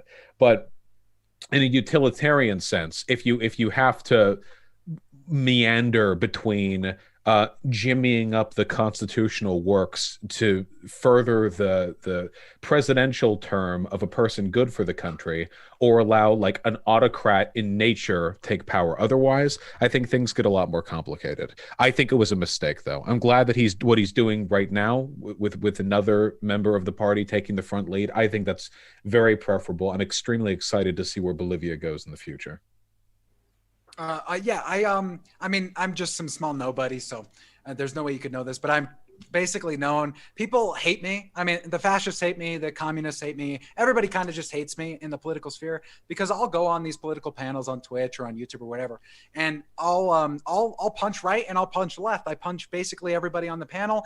They all piss me off for different reasons. The right, especially for enabling China. In my mind, it was Reagan conservatism, the moral majority, which ultimately gave us the politics necessary for rising China to even exist in the first place. It was the one who gave them the economic resources without tying any type of social liberalization to that economic benefit that the Chinese government was receiving. Even after the Tiananmen Square massacre, even after this incident, there was negotiations the day after in private by the government to normalize trade relations with China, because of course all of the capitalists within America wanted to extract more wealth from China. And I'm on board with the critique. Christian democracy isn't inherently capitalistic. The only reason that I defend capitalism is a pragmatic solution to solving the problems of today. I don't think that having more ideologues is the way forward. I think that maybe recentering capitalism, at least in America, around human worth and human value, at least towards, we can measure different things than just GDP. That can be one metric that we use. We can look at life expectancy, which has gone down. We can look at suicides. We can look at radicalization rates, whatever it is, to determine the types of policies we want to implement in our society. And I have no problem with reforms to do so. I have no problem with Bernie Sanders. In fact, Bernie Sanders is the only reason I ever got involved in politics. I was a jaded teenager who just thought the world was doomed and that ultimately my life was, I was very nihilistic and I didn't have much hope for the future. And it was Bernie Sanders who came in and was like, knock, knock, knock. Hey, little 17-year-old, have some hope. Hey, you're going to get up here and we're going to change the world and make it a better place. And it was him who spurred my interest in politics, and eventually, me working in politics and me looking into political. Wait, how old are you now? Oh, I'm 23. I'm 27. You called me a boomer. I thought you were a teenager. Wait. But millennials have this type of disconnect from mass technology use that separates them culturally. Okay. I half relate. I call myself a boomer zoomer. Okay. I'm basically the oldest you can get while still being a zoomer. But I was raised by the internet, and millennials, they were half raised by the internet.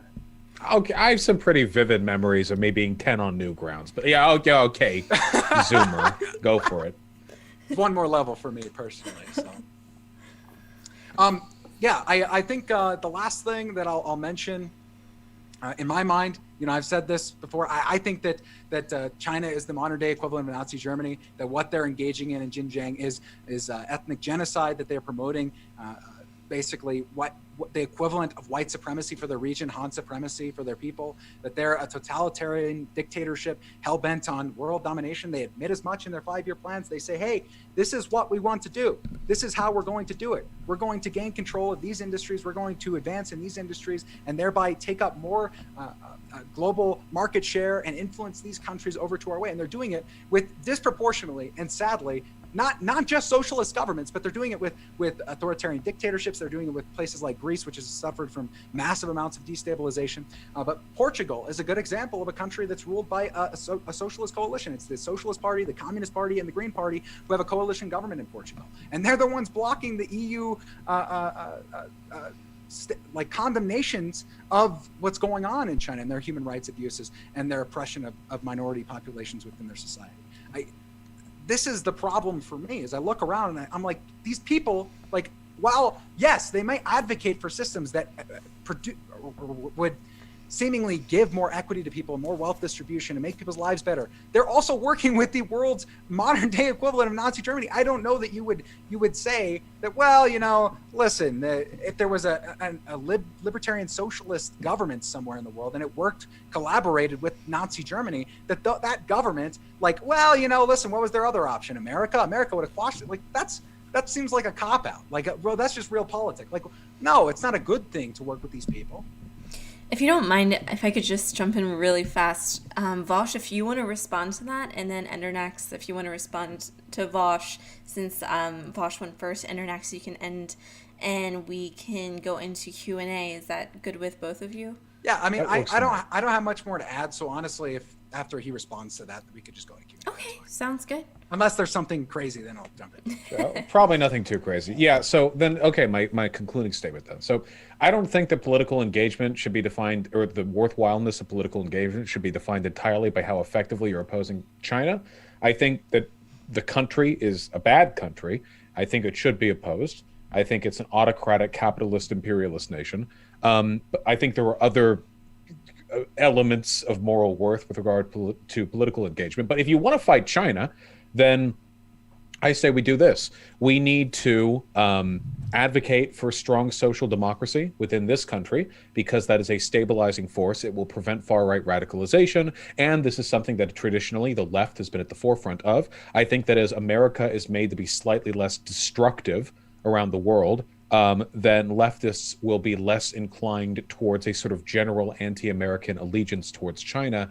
They have to be given something to believe in. We need to push for active leftist policies within this country, because it seems like every time we do, it somehow leads to bettering the world. I mean, when it comes to slavery or workers' rights or anti-war, it always seems like, even if the way we do it isn't always the best way, and even if the individual adherents of our ideology aren't always the best, it seems like most of the big fights socialists get into in America tend to be ones where, in retrospect, we end up agreeing with us. You know, MLK, socialism, civil rights, et cetera, et cetera. But I think the big goal here really should be a formation of an international humanitarian trade bloc that makes an effort to strangle out nations from the global market if they're not willing to adopt certain humanitarian policies. And I think that requires cooperation between our country and others. And I think that's going to require cooperation between our country and the global south, which we have traditionally ignored or exploited. I think we need to rope them into the fold. I think they need to develop their own distinct and autonomous political power,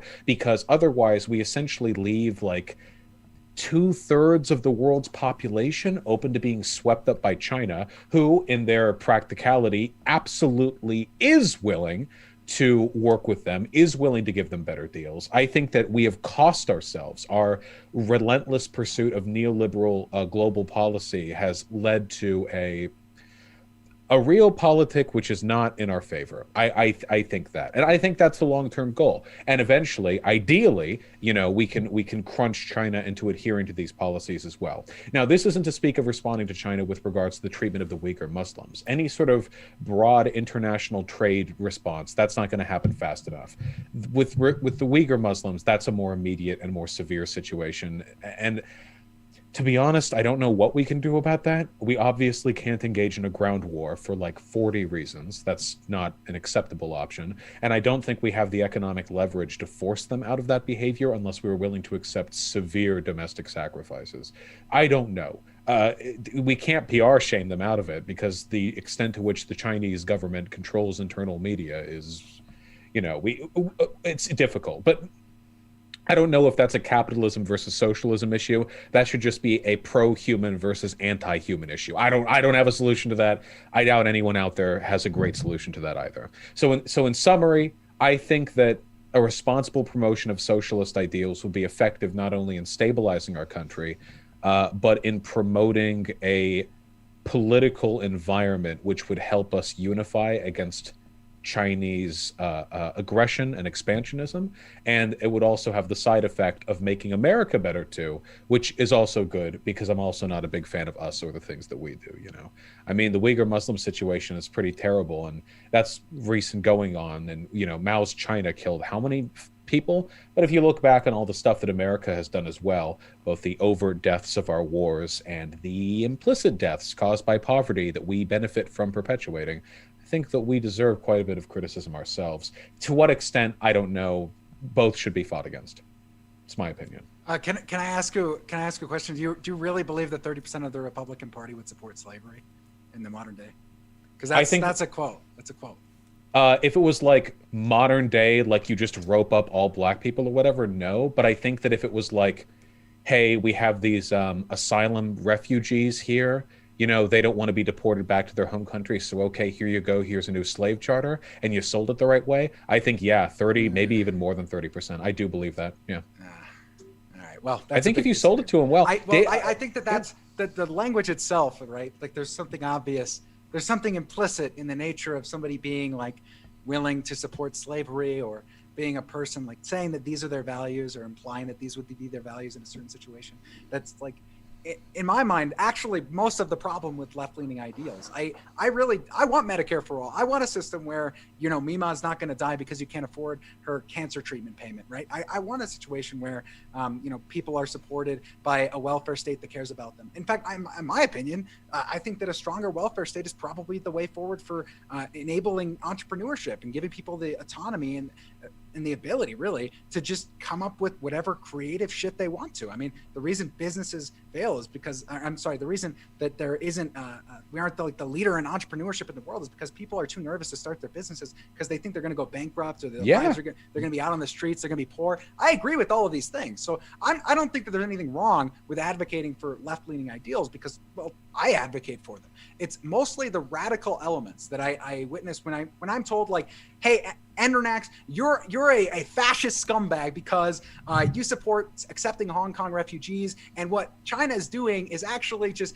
de-imperialization of Hong Kong, and democracy is a Western cause. I'm just like, I want to please bash my head in. What are you talking about? Yeah, of course. But if you've seen me online, I spend like a lot of time arguing with the rest of the online left. These tankies, I think they're a very loud minority. I think they ruin online discourse, but there's not really like a tanky wing in the Democratic Party, Whereas Bernie Sanders was able to steal the hearts of tens of millions. I think the internet just does a bad...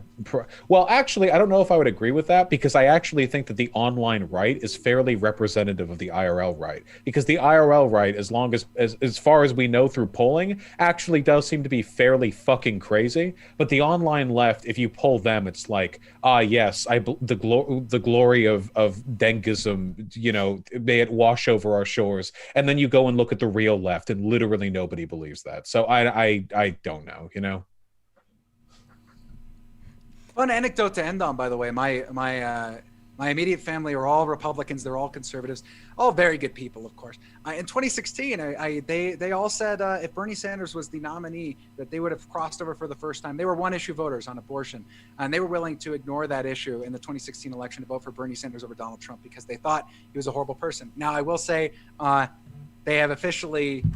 it's something about Facebook and the internet and social media. My mom is like an anti-vaxxer, and she's fucking crazy now. I don't know what happened, but like there is definitely some very coercive elements of the internet that need to be wrangled in and quickly.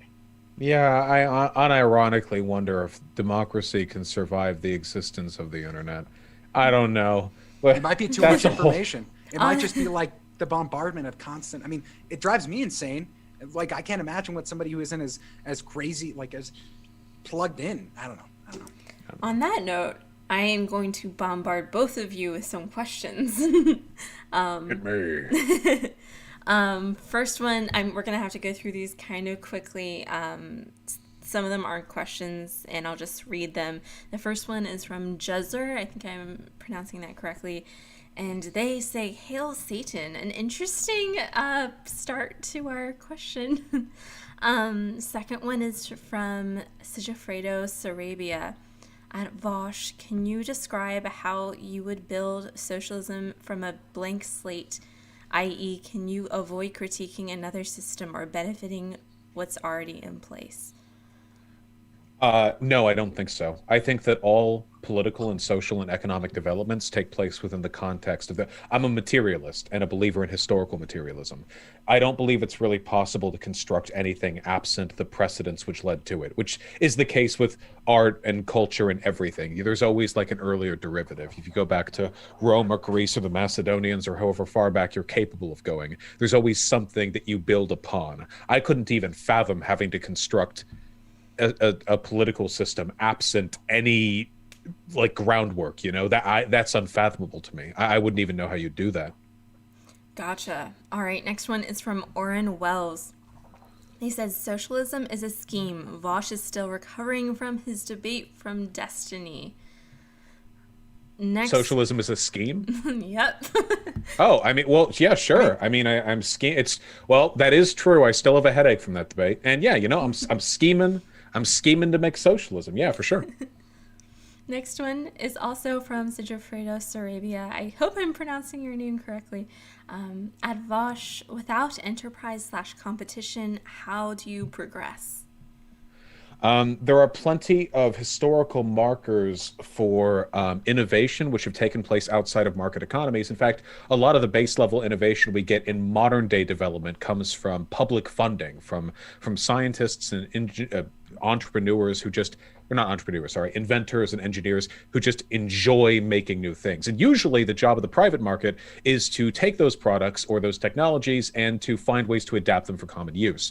But that's a doable process. But even then, with market socialism, there's still commodification. With the system that I was advocating for here, I think that there are systems where that process, using a profit incentive to encourage people to produce good products for market, I think that works well in some respects. And I would be interested in testing the limits there. How far can we push that before it stops being functional, you know? I gotcha. Next one is from Deku Deku. They say, how does Endernax feel about Alden's criticism of capitalism? Well, you see, Alden's number is a very important number, and I know it's a meme. So. Next one is from Ben Steed at Endernax.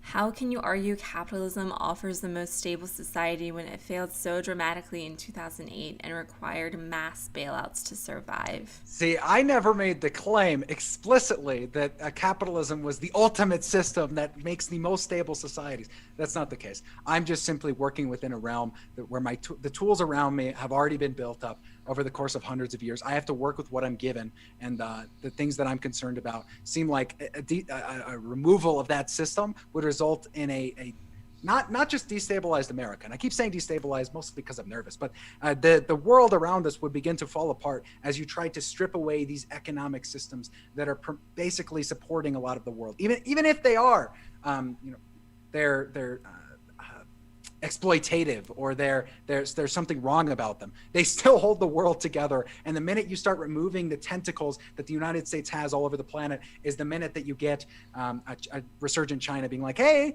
guess what? We'll offer the same thing a little bit better. And if you default on the loan and you can't pay it back, well, we get a military base and like all of these natural resources that you have. And also the Chinese are going to like come in here and like mine it out themselves. So that's yeah. Gotcha. Next one is from Aflameo. They said, would you say open standards and or software freedom are examples of decommodification? Yeah, to an extent, absolutely. Not in the traditional sense, because just because you have like open software doesn't mean that you can't profit off developing something. But it's a very selective type of decommodification with regards to intellectual property that I think actually furthers innovation, which is something worth considering. There are actually ways in which innovation is stifled by the quote-unquote free market we have today. Endernax presciently pointed one out when he talked about how very often people aren't willing to start a new business because they know that failure could mean bankruptcy, which is insane. Like if you want a system that maximizes the amount of innovation, like having people gamble their retirement on a new product or on a business is ludicrous, you know? So that's probably something we should work on as well. There are a lot of benefits that we could probably work on.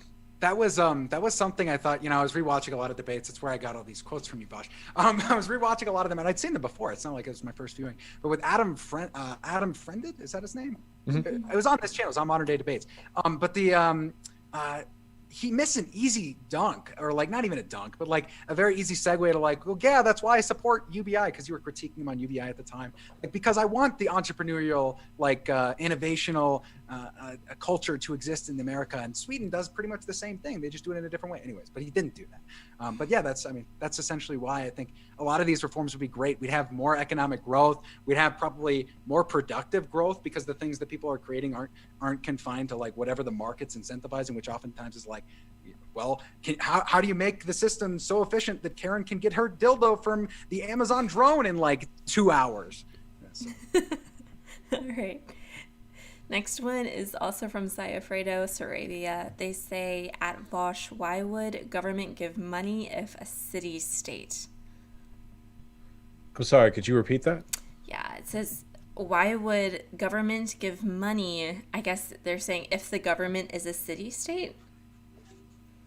Why would it give them to a city-state? Or I guess give money to the people if they're a city-state. I'm not 100% sure exactly. Well, I'm not really sure. City-states are a completely outmoded type of government. Or the only reason we ever had city-states was because we didn't have the trade and communication infrastructure necessary to get people to communicate and share resources between cities. And we could only build cities near water sources. Nowadays, we can build cities pretty much wherever, maybe not the Mojave. Well, no, we do have cities in the Mojave. Yeah, we can build cities wherever the hell we want. So yeah, and we can of course communicate around the world. I'm not entirely sure what the question is necessarily, but the answer is there's probably a way. I guess That's my answer. I think what they're saying is that since you're like libertarian / anarchist, how would a federal government give people money? Oh, well, I mean, unless we're talking, so until we become like communist, if we ever become communist, then the federal government can provide people money in a lot of ways. I mean, obviously, I mean, it wouldn't really differ much from the systems that we have today. You have ideas like UBIs, which I think could be very selectively helpful. You have direct cash out payments, you have tax deductions, you have a reduction in lower end tax rates. My concern isn't so much the government giving people money as it is the state setting up all of the little incentive structures well enough that everyone can live like a fair, equitable, and free lifestyle, regardless of how much money they're actually making, which is why I support the decommodification of industries like healthcare, transportation. I don't think you should need to have money to benefit from those systems. So this is actually something that I'm kind of interested in because, you know, you identify as a libertarian socialist and, you know, but government obviously has like a utilitarian justification as far as implementing certain types of policy.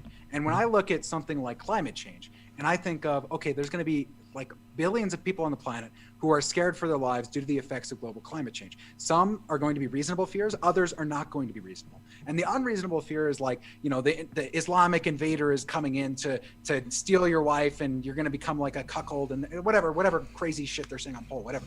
I don't care about that. But the point is that I feel like that fear is will be used as a justification for the governments of these people, and not only their governments, but if their governments are unwilling, that they will rise up and inevitably become fascist. Not just in Europe.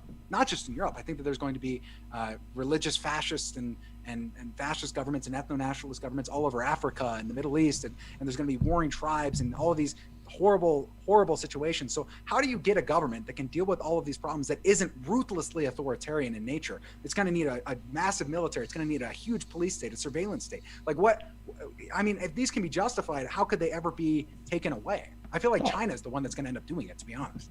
Well, regardless of what China ends up doing, I don't think you need any of those things to prevent the spread of fascism. Fascism is a social disease, but it tends to stem from sort of preconditions which arise in capitalism. If we look at America right now, the reason, like, you can trace pretty much all of the fascism that we're seeing rise up in America right now to a collection of news programs paid by billionaire demagogues online and radio shock jocks who have squatted on the media waves for decades, propagating flagrant misinformation, usually because it makes their bosses money. This is usually, the climate change stuff plays into it too, because very often these people are in bed with the oil or gas companies. It seems like the profit incentive and the unwillingness to sort of cordon or control the extent to which the bourgeois control society have led to a lot of the social conditions that we're now experiencing in the form of fascism. I say, if you organize society well, if you give people what they want,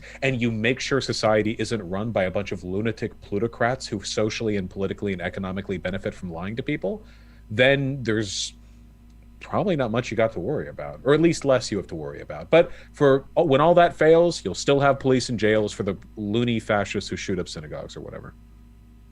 All right, gotcha. Next question is from Aflamio. He says, your thoughts on agorism and counter-economics?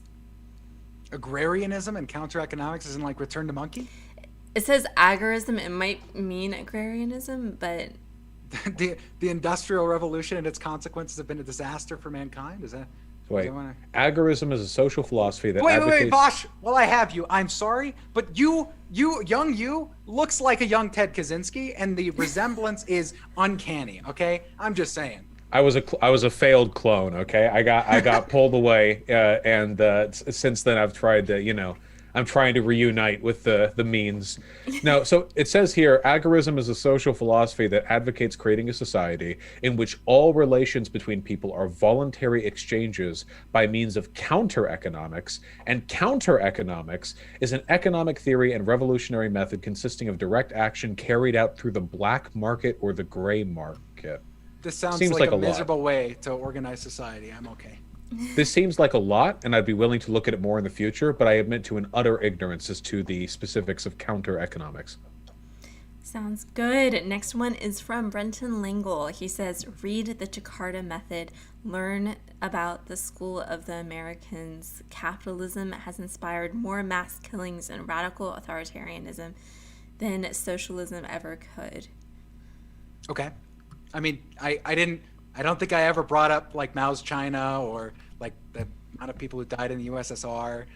I specifically didn't bring them up because I think that comparing death totals is really silly. I'm more interested in like what's happening in the world right now, what has happened, and what can we expect to see happen. I understand that, as an example, the Chinese Communist Party is not does not represent the ideals of Voshism or anarcho-Bidenism. That you know of. True. I mean, it could be very subversive. Yeah. Next one is from Messiah Freitas Arabia. At Vosh, in socialism, how is government not a business? Well, a business isn't necessarily the issue. The issue is private property. If you define a business just as a collection of people who work within an industry or they operate under some sort of collective banner, then the business itself isn't necessarily the issue. The business has an implication of operating in a private market. But a business, a government is not. A government is any sort of broad social hierarchy that is used to designate some degree of control or autonomy over the way society functions. And a state is that plus some extra. So I don't think that necessarily makes the government a business. Like with regards to the decommodification of industry and with regards to the democratization of industry, I don't think that either of those things necessarily preclude the existence of a state. Now, of course, in a communist society, you don't have a state. But that communism is just high form socialism. So you've got some time to go, you know? I thought communism was when the government did everything. You know, if you ask a Dengist, they'll tell you that, okay? That is the one way in which Dengists and the CIA agree completely, okay? The CIA says communism is when government do thing, and the Dengist, yes! Based CIA, they agree on that one. They'll get that one. Next one is also from Brenton Lingle. He says abolitionists were political radicals during American slavery. Liberals were political radicals under feudalism. E is advancing a golden mean fallacy. Endernax is advancing a golden mean fallacy. Golden mean fallacy. I don't know what the fallacy is, but I'll address this by saying this. If you think that your plight and your organizational effort or whatever, your justification for what you're engaging in or the acts of violence are equivalent to those who existed 200 years ago who were fighting for much more basic human rights, I think you have a delusion of grandeur, my friend. And the idea that I agree that those ideas were left-leaning and radical. They're not nearly as analogous as you think they are. Like, to compare these two things are different. By the way, wait, hold on. This is out of nowhere, but on Twitter a while ago, didn't you imply that I was an authoritarian because I said fascism in America should disappear?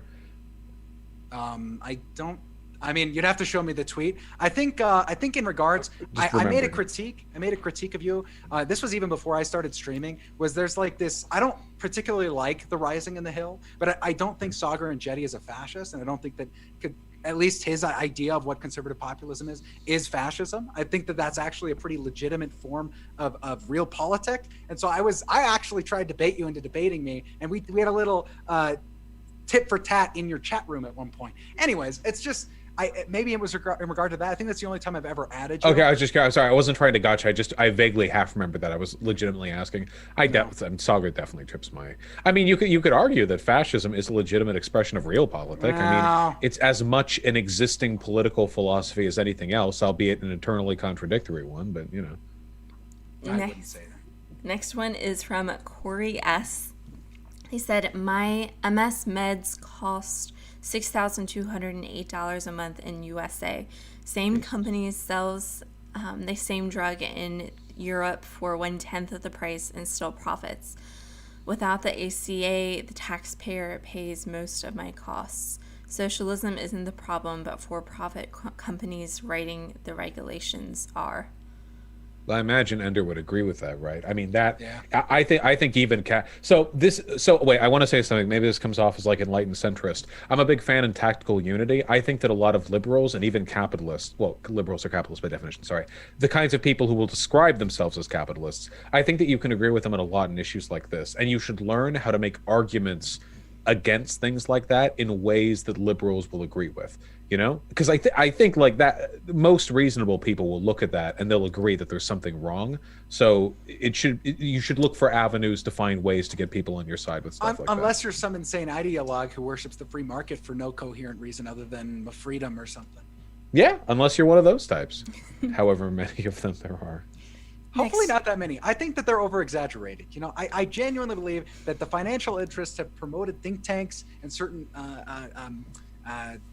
thoughts in the American public. Like, if you think about it, right, you become a lawyer, you know you want to get involved in politics, so you join the Freedom Foundation or Turning Point USA, and that's what you get indoctrinated into, because it's your really only option, or like clear option, of having rich people give you free money and say, here, we want you to be politicians now.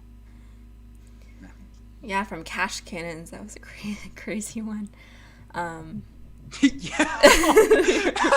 I have a video on that, actually. Fuentes is like, they're strippers. Fiscal conservatism is a joke. Yeah, it's a joke. Next one is from Google user. They say, to both, there's been a huge recent surge in violence against Asian elderly in the Bay Area by, I think it means black perpetrators. Some blame Trump for COVID. Some blame Black-Asian race relations. What is the answer? How do you fix it?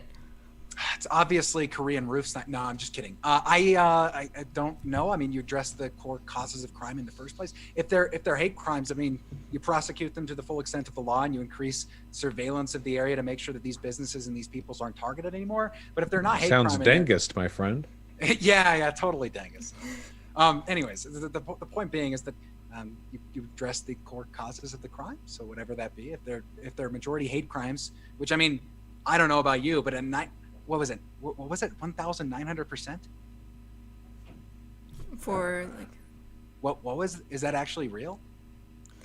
I know the percentage increase in these crimes. It's a huge recent. I know actually, a place I used to work at just got vandalized. I think it was yesterday. So it's crazy. I mean, the only logical explanation, considering we haven't seen a massive crime wave to other people, is that it's hate crime oriented. Yeah, I don't. It could be hate crime oriented. It could be because of discrimination following COVID-19. It could also be that there's a gang in the area, that there's some sort of tension or some specific organization, not necessarily an org, but like a loose confederation of individuals that for some reason have been influenced to some extent to do something that isn't hate oriented, but could be for some other reason. I genuinely don't know, but whatever it is, it's bad. So they shouldn't. And we should probably do something about that. Old elderly people or elderly Asian people. So it can't be like a gang conflict then, probably. It'd be weird if it was hate crimes, but only targeting like elderly. I genuinely don't know. Whatever it is bad. I think the theory behind it is that elderly people are less likely to report the crimes. That's kind of sad. Yeah. It's really sad, actually, yeah. Next question is from Alex Gross. They say, I just wanted to point out how utterly regrettable it is that Vosh didn't call upon more arguments from Family Guy in political theory. Look, that's my Super Saiyan move, okay? You got to bust those ones out at the best. I only use marble, but that's just me. It's a studier of the Tim Pool. No, actually, I am the Schmoobin, actually, technique. Thanos glove. Right. Okay, very good. Next one is from K. Lewis. No Chinese ever called me incel. Next one is from... Wait, what? I don't know. Thank you for the donation. Hey, I appreciate them not using the original terminology of the quote they're borrowing that from. what was it? No Charlie ever called me N-word from what was it? Was that Muhammad Ali who did that? Who said that? Yeah, no. Oh, that's where it's from. Okay, thank you. Yeah. Oh, but hey, by the way, they got a whole term. Maybe not Chinese people, but they got that whole hikikomori thing in Japan. Okay, trust me, you're not. They'll find a way to be mean at you too. All right. USA. Next one is from Jordan Rose. Vosh, how do you debate bigots so well? You always have the best responses. You're my favorite debater by far. I don't know if that's a dig at you, Endernax, but No. It's just who people like. No, I'm really not that good. Every time I do a debate, I think, oh, I could have done X better. It's not, but I have a good attitude about it. If you do something like this a lot and you're constructive and you don't get super down on yourself whenever you like perform poorly, you can usually get pretty good at reasonable self-critique and self-improvement. That's how you get better at everything. The worst thing that people can do to themselves is when they interpret self-criticism as self-hatred. So whenever they do something that looks like a mess up, they like get really mad at themselves. Those types of counterproductive behavior, it actually prevents you from growing because you're not capable of like healthily dealing with or responding to criticism you're levying. So just do things a lot and don't beat yourself up too much if you do them poorly one time. sounds good. Next one is also from Brenton Lingle. He says, you cannot solve the root causes of radicalization in a capitalist economy. You not act against profit without an economic crash. That's why Vietnam has 35 COVID deaths and we have 484,000 plus. Wow. Reforms cannot happen. Well, there is a strong counterpoint to that, and it's that, well, I don't necessarily know. There are a lot of counterexamples to all of this. Sweden has a higher standard of living than America does, but they have a far-right problem too. And while Soviet Russia didn't have especially high standards of living, Soviet Russia did at least aesthetically adhere to the principles of communism. But after the Soviet Union fell, it almost immediately devolved into a pseudo-fascist autocracy. So I think that radicalization can happen in a lot of ways. There are many, many ways societies can fall apart. And I think it's important to not be too essentialist when we think of it in one way, because it leads to us not seeing radicalization coming from the other direction, That makes sense. Any thoughts? Do you agree with that? I think the idea that reform is not possible is basically flies in the face of, well, most of human history. Even in societies where there wasn't, even in societies where there was violent, action that was done in order to bring about social change, even in those ones, there was still reformist efforts that worked and did good things. So kind of a silly statement. I don't know. Well, you can reform out of Marx actually did believe you could reform out of capitalism. It's funny, there were actually writings from him. He thought that America and some other countries with robust democracies, and this was before black people and women could even vote, he thought that these countries could conceivably be reformed into capitalism. Which was interesting. I don't even necessarily know if I agree with that, but there's a lot of variance out there. Next one is from Banana Nana Rangatron. Question for Vosh: how would the USA go about democratizing the workplace, and how would that affect huge companies such as Amazon, Apple, etc.? I think I said reformed into capitalism when I meant reformed into socialism. That was my bad. There are a lot of ways you can democratize. I'm just going to spit them out without explanation. So you want to work on a state-by-state basis to try and establish a precedent of co-ops functioning by having states have preferential treatment from banks lending loans to businesses that intend to start in a co-op. You can have cities have designated areas or designated quotas for co-op development, and all of this would serve to prove a kind of experiment where you could use to justify the implementation of these systems on a larger level. The larger a corporation gets, the more complicated the cooperative gets. Autocracy is simple, democracy is hard. For very, very, very large corporations like Apple, you have to look away from the standard flock cooperative model, and you have to start looking towards less ideal cooperatives that can maybe be improved upon, like Mondragon. The goal with corporations like this, if made into a cooperative model, would be to not have everyone be on one flat playing field, but rather have separate and autonomous tiers, cells, units of democracy that work together to form a cohesive whole. So say you have one branch that has like 1,000 people working for it, and from that 1,000 people, you have like 3 blocks of different districts, and they all vote on their managers. Then the 3 managers together vote on one leader for that group, and then the leader from that district, along with the ones from other districts, come together to lead in a regional leader, and so on and so forth. There are many ways that this can be implemented. I would be interested in seeing it started bit by bit. With a company as large as Amazon, you can't snap your fingers and change the structure. That can't happen. You would destroy you can't do that. But you can start small, find ways to legitimize these systems on a ground level, and then investigate how they can be applied to a larger level. I think that would be very good. Sounds good.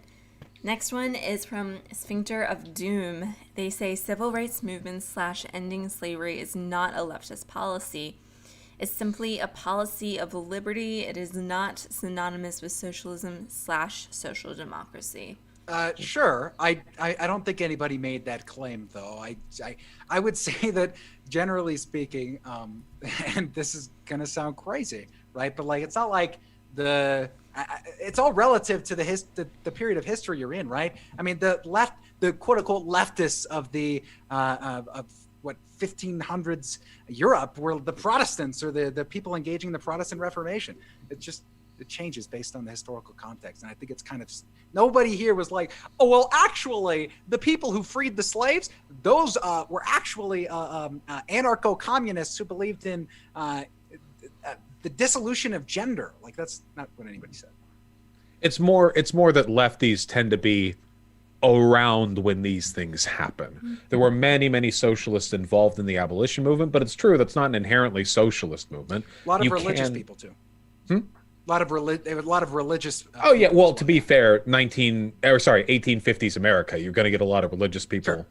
Any direction you walk, and say the civil rights movement too. I mean, there's a reason why Martin Luther King Jr. was a socialist. It wasn't a coincidence. And the civil rights protesters were described as communists and Bolsheviks by their critics. And to an extent, I mean, MLK was a socialist, so there was some legitimacy there. But I think generally freedom trends towards freedom.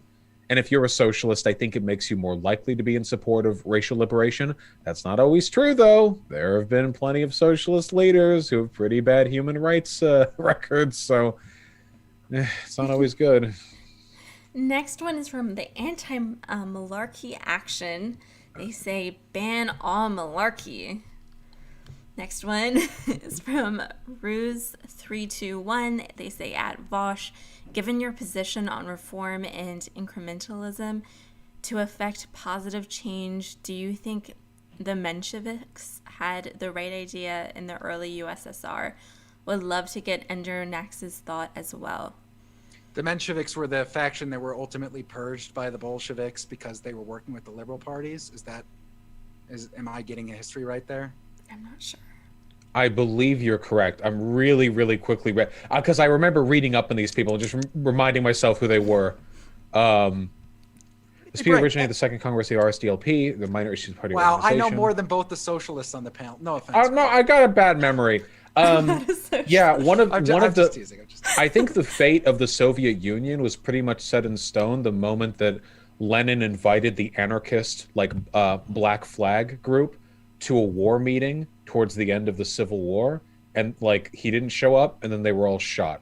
I feel like that kind of set the stage for how the USSR would turn out.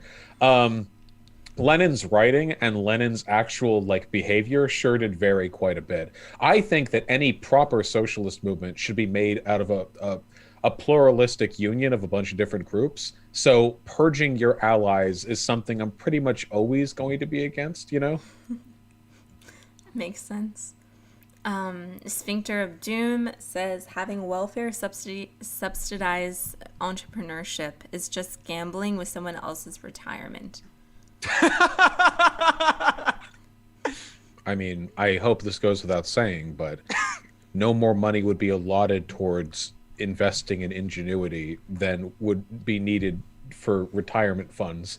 You wouldn't cut into the retirement fund for people to fund those processes. Here's a welfare state that supports your existence even past your working age. Well, that's taking for. Excuse me, Endernax. You want to promote entrepreneurship? You're literally taking everything. Shut up. What is this argument? No, people like the government's budget's razor thin, and like one more person files the grant. The government's like, "Fuck, we're out of money. What do we do? We're taking it out of Tim's fucking IRA fund."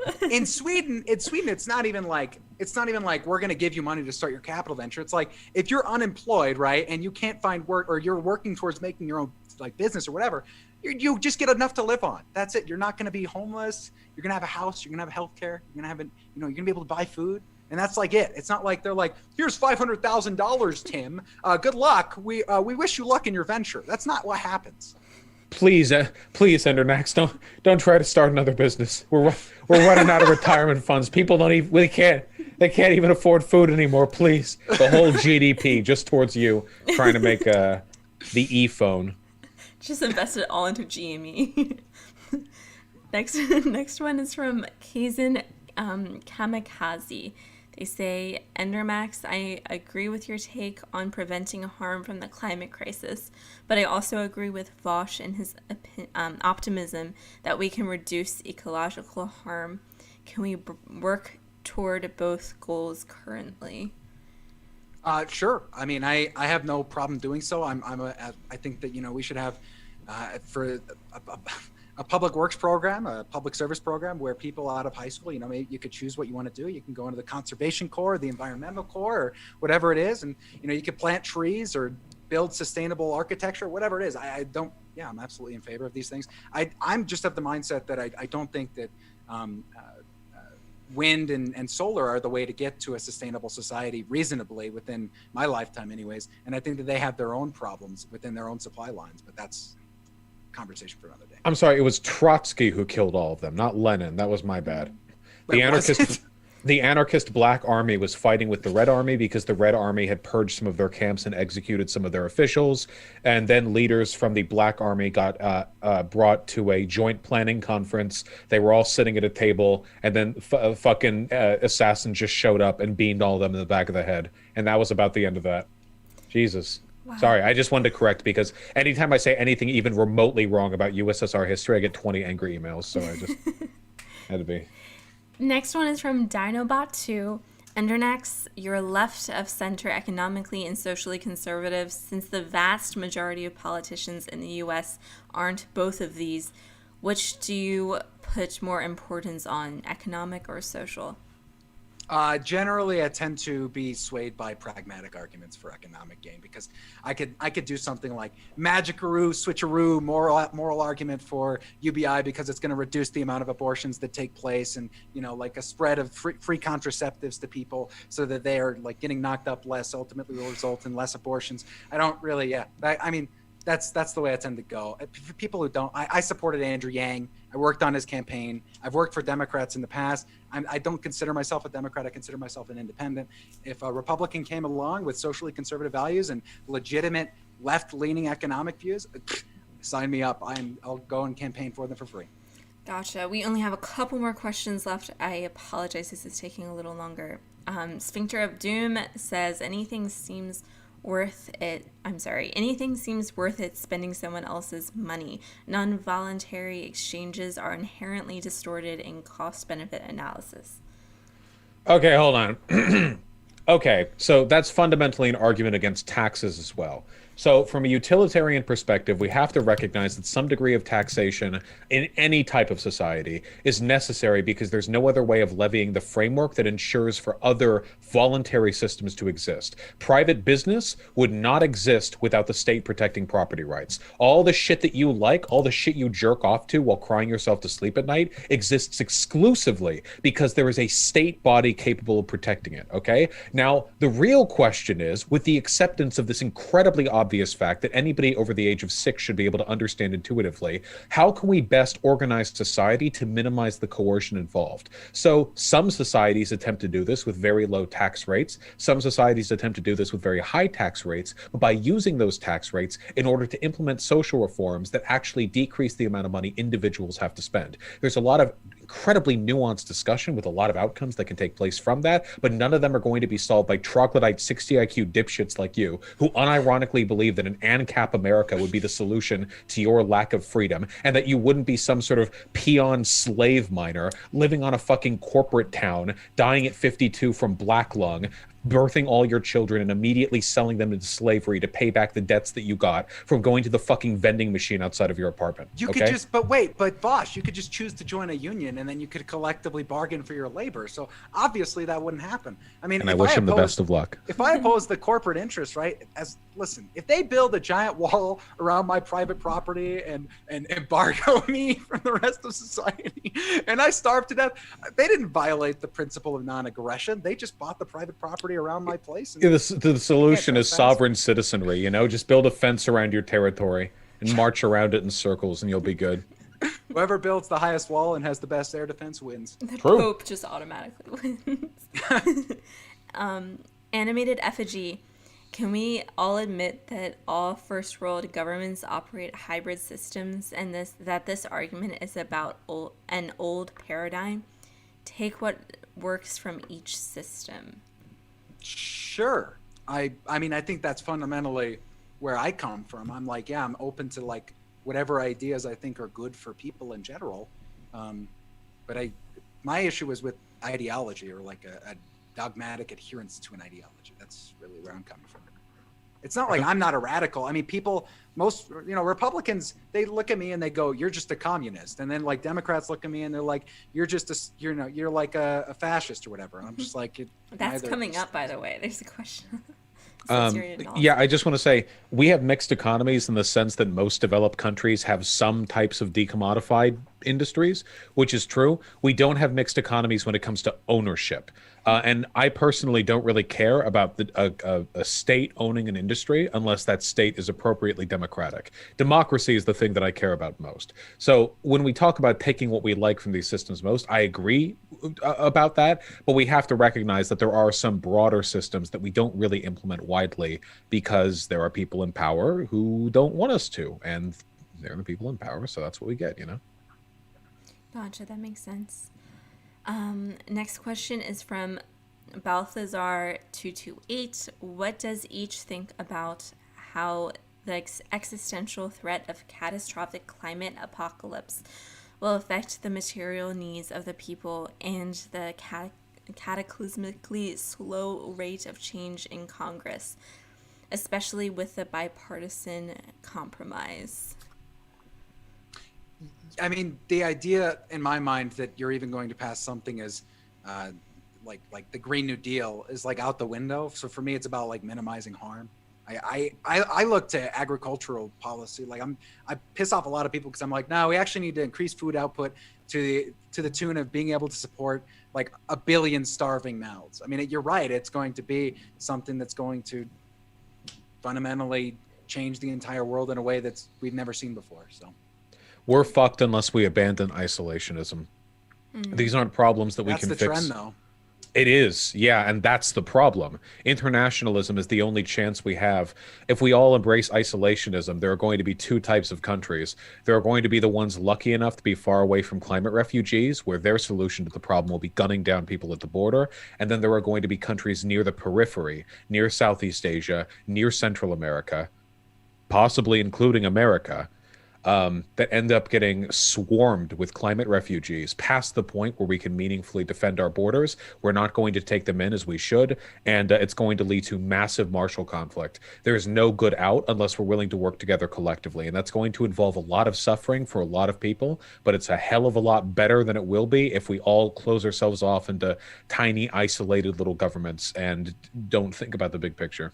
Yeah, I mean, it's why we need to like encourage further economic integration with Canada and Mexico and the war on drugs, start supporting them economically. Because I can tell you right now, if there's a flood of refugees coming up from the South to America, and America's response is, we're just going to build a wall and ignore it, we're in for a rude awakening as those starving people start flooding over the border and committing acts of violence to get food and their material needs met. So, dude, how fucking based would it be? America is like in terms of land mass, about the size of China, with about a fifth of the fourth and a half of the population. How based would it be if, in preparation for climate refugees, we just start building out like towns in the Midwest, these massive spaces of land where we don't farm and we don't even have people. We just start building out. It's like refugees are coming. Fuck yeah, we're ready for you. Okay, get ready. We're incorporating. America's population is going to skyrocket, baby. Then we become a stronger economic power as long as we're well prepared to handle these people. We become more culturally diverse, which I personally like. Win-win. I'm of the mindset that, listen, these people, these ethno-nationalists, you already have ethno-states. Go home. Nobody wants you here. You already have them. Go. Shoo. Go to Ireland. Go to Hungary. Go to Sweden. I don't care. Leave. We have Wyoming. What do you want? Next one is from Paul. He says, question for Vosh. How would the USA go about democratizing the workplace?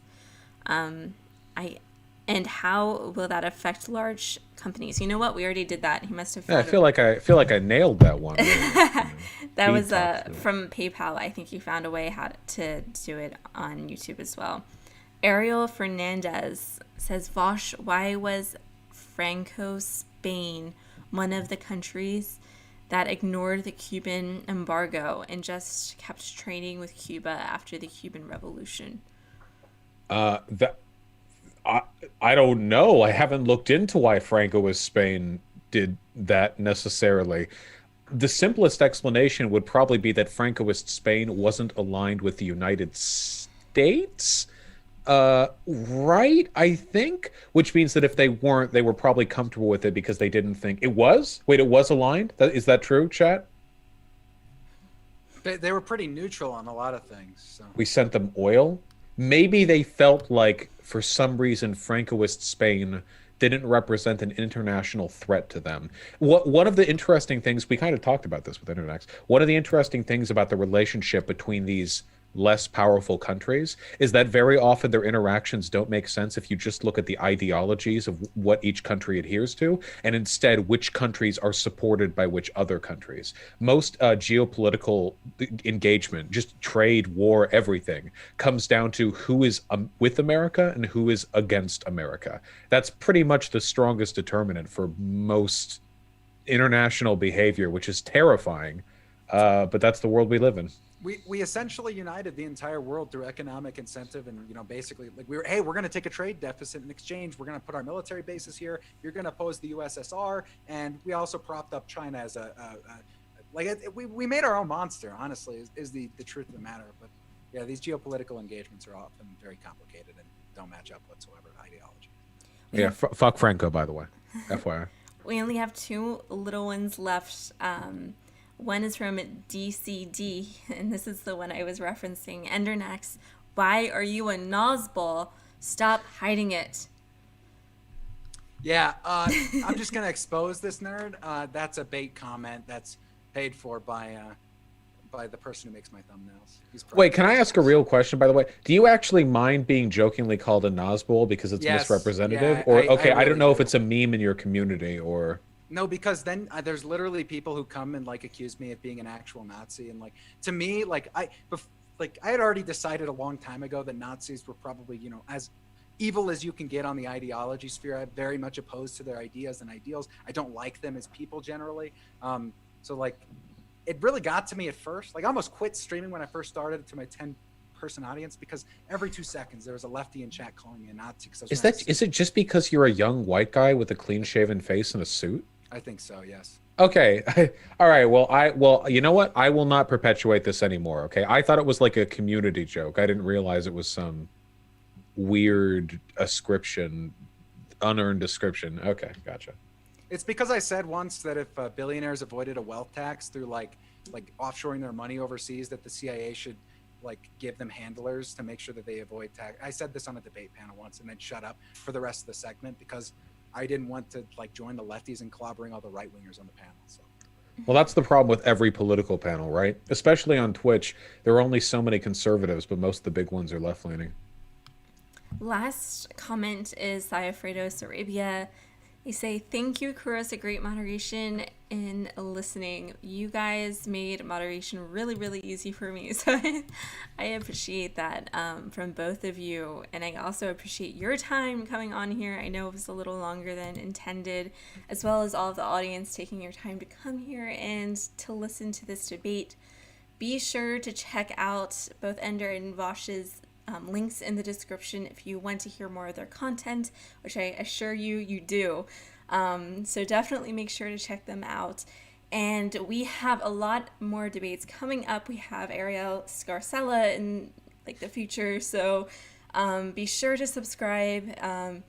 And we will be getting those debates out to you.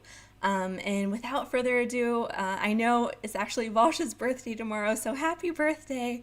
But we want to be able to wrap this up so everyone can get to bed.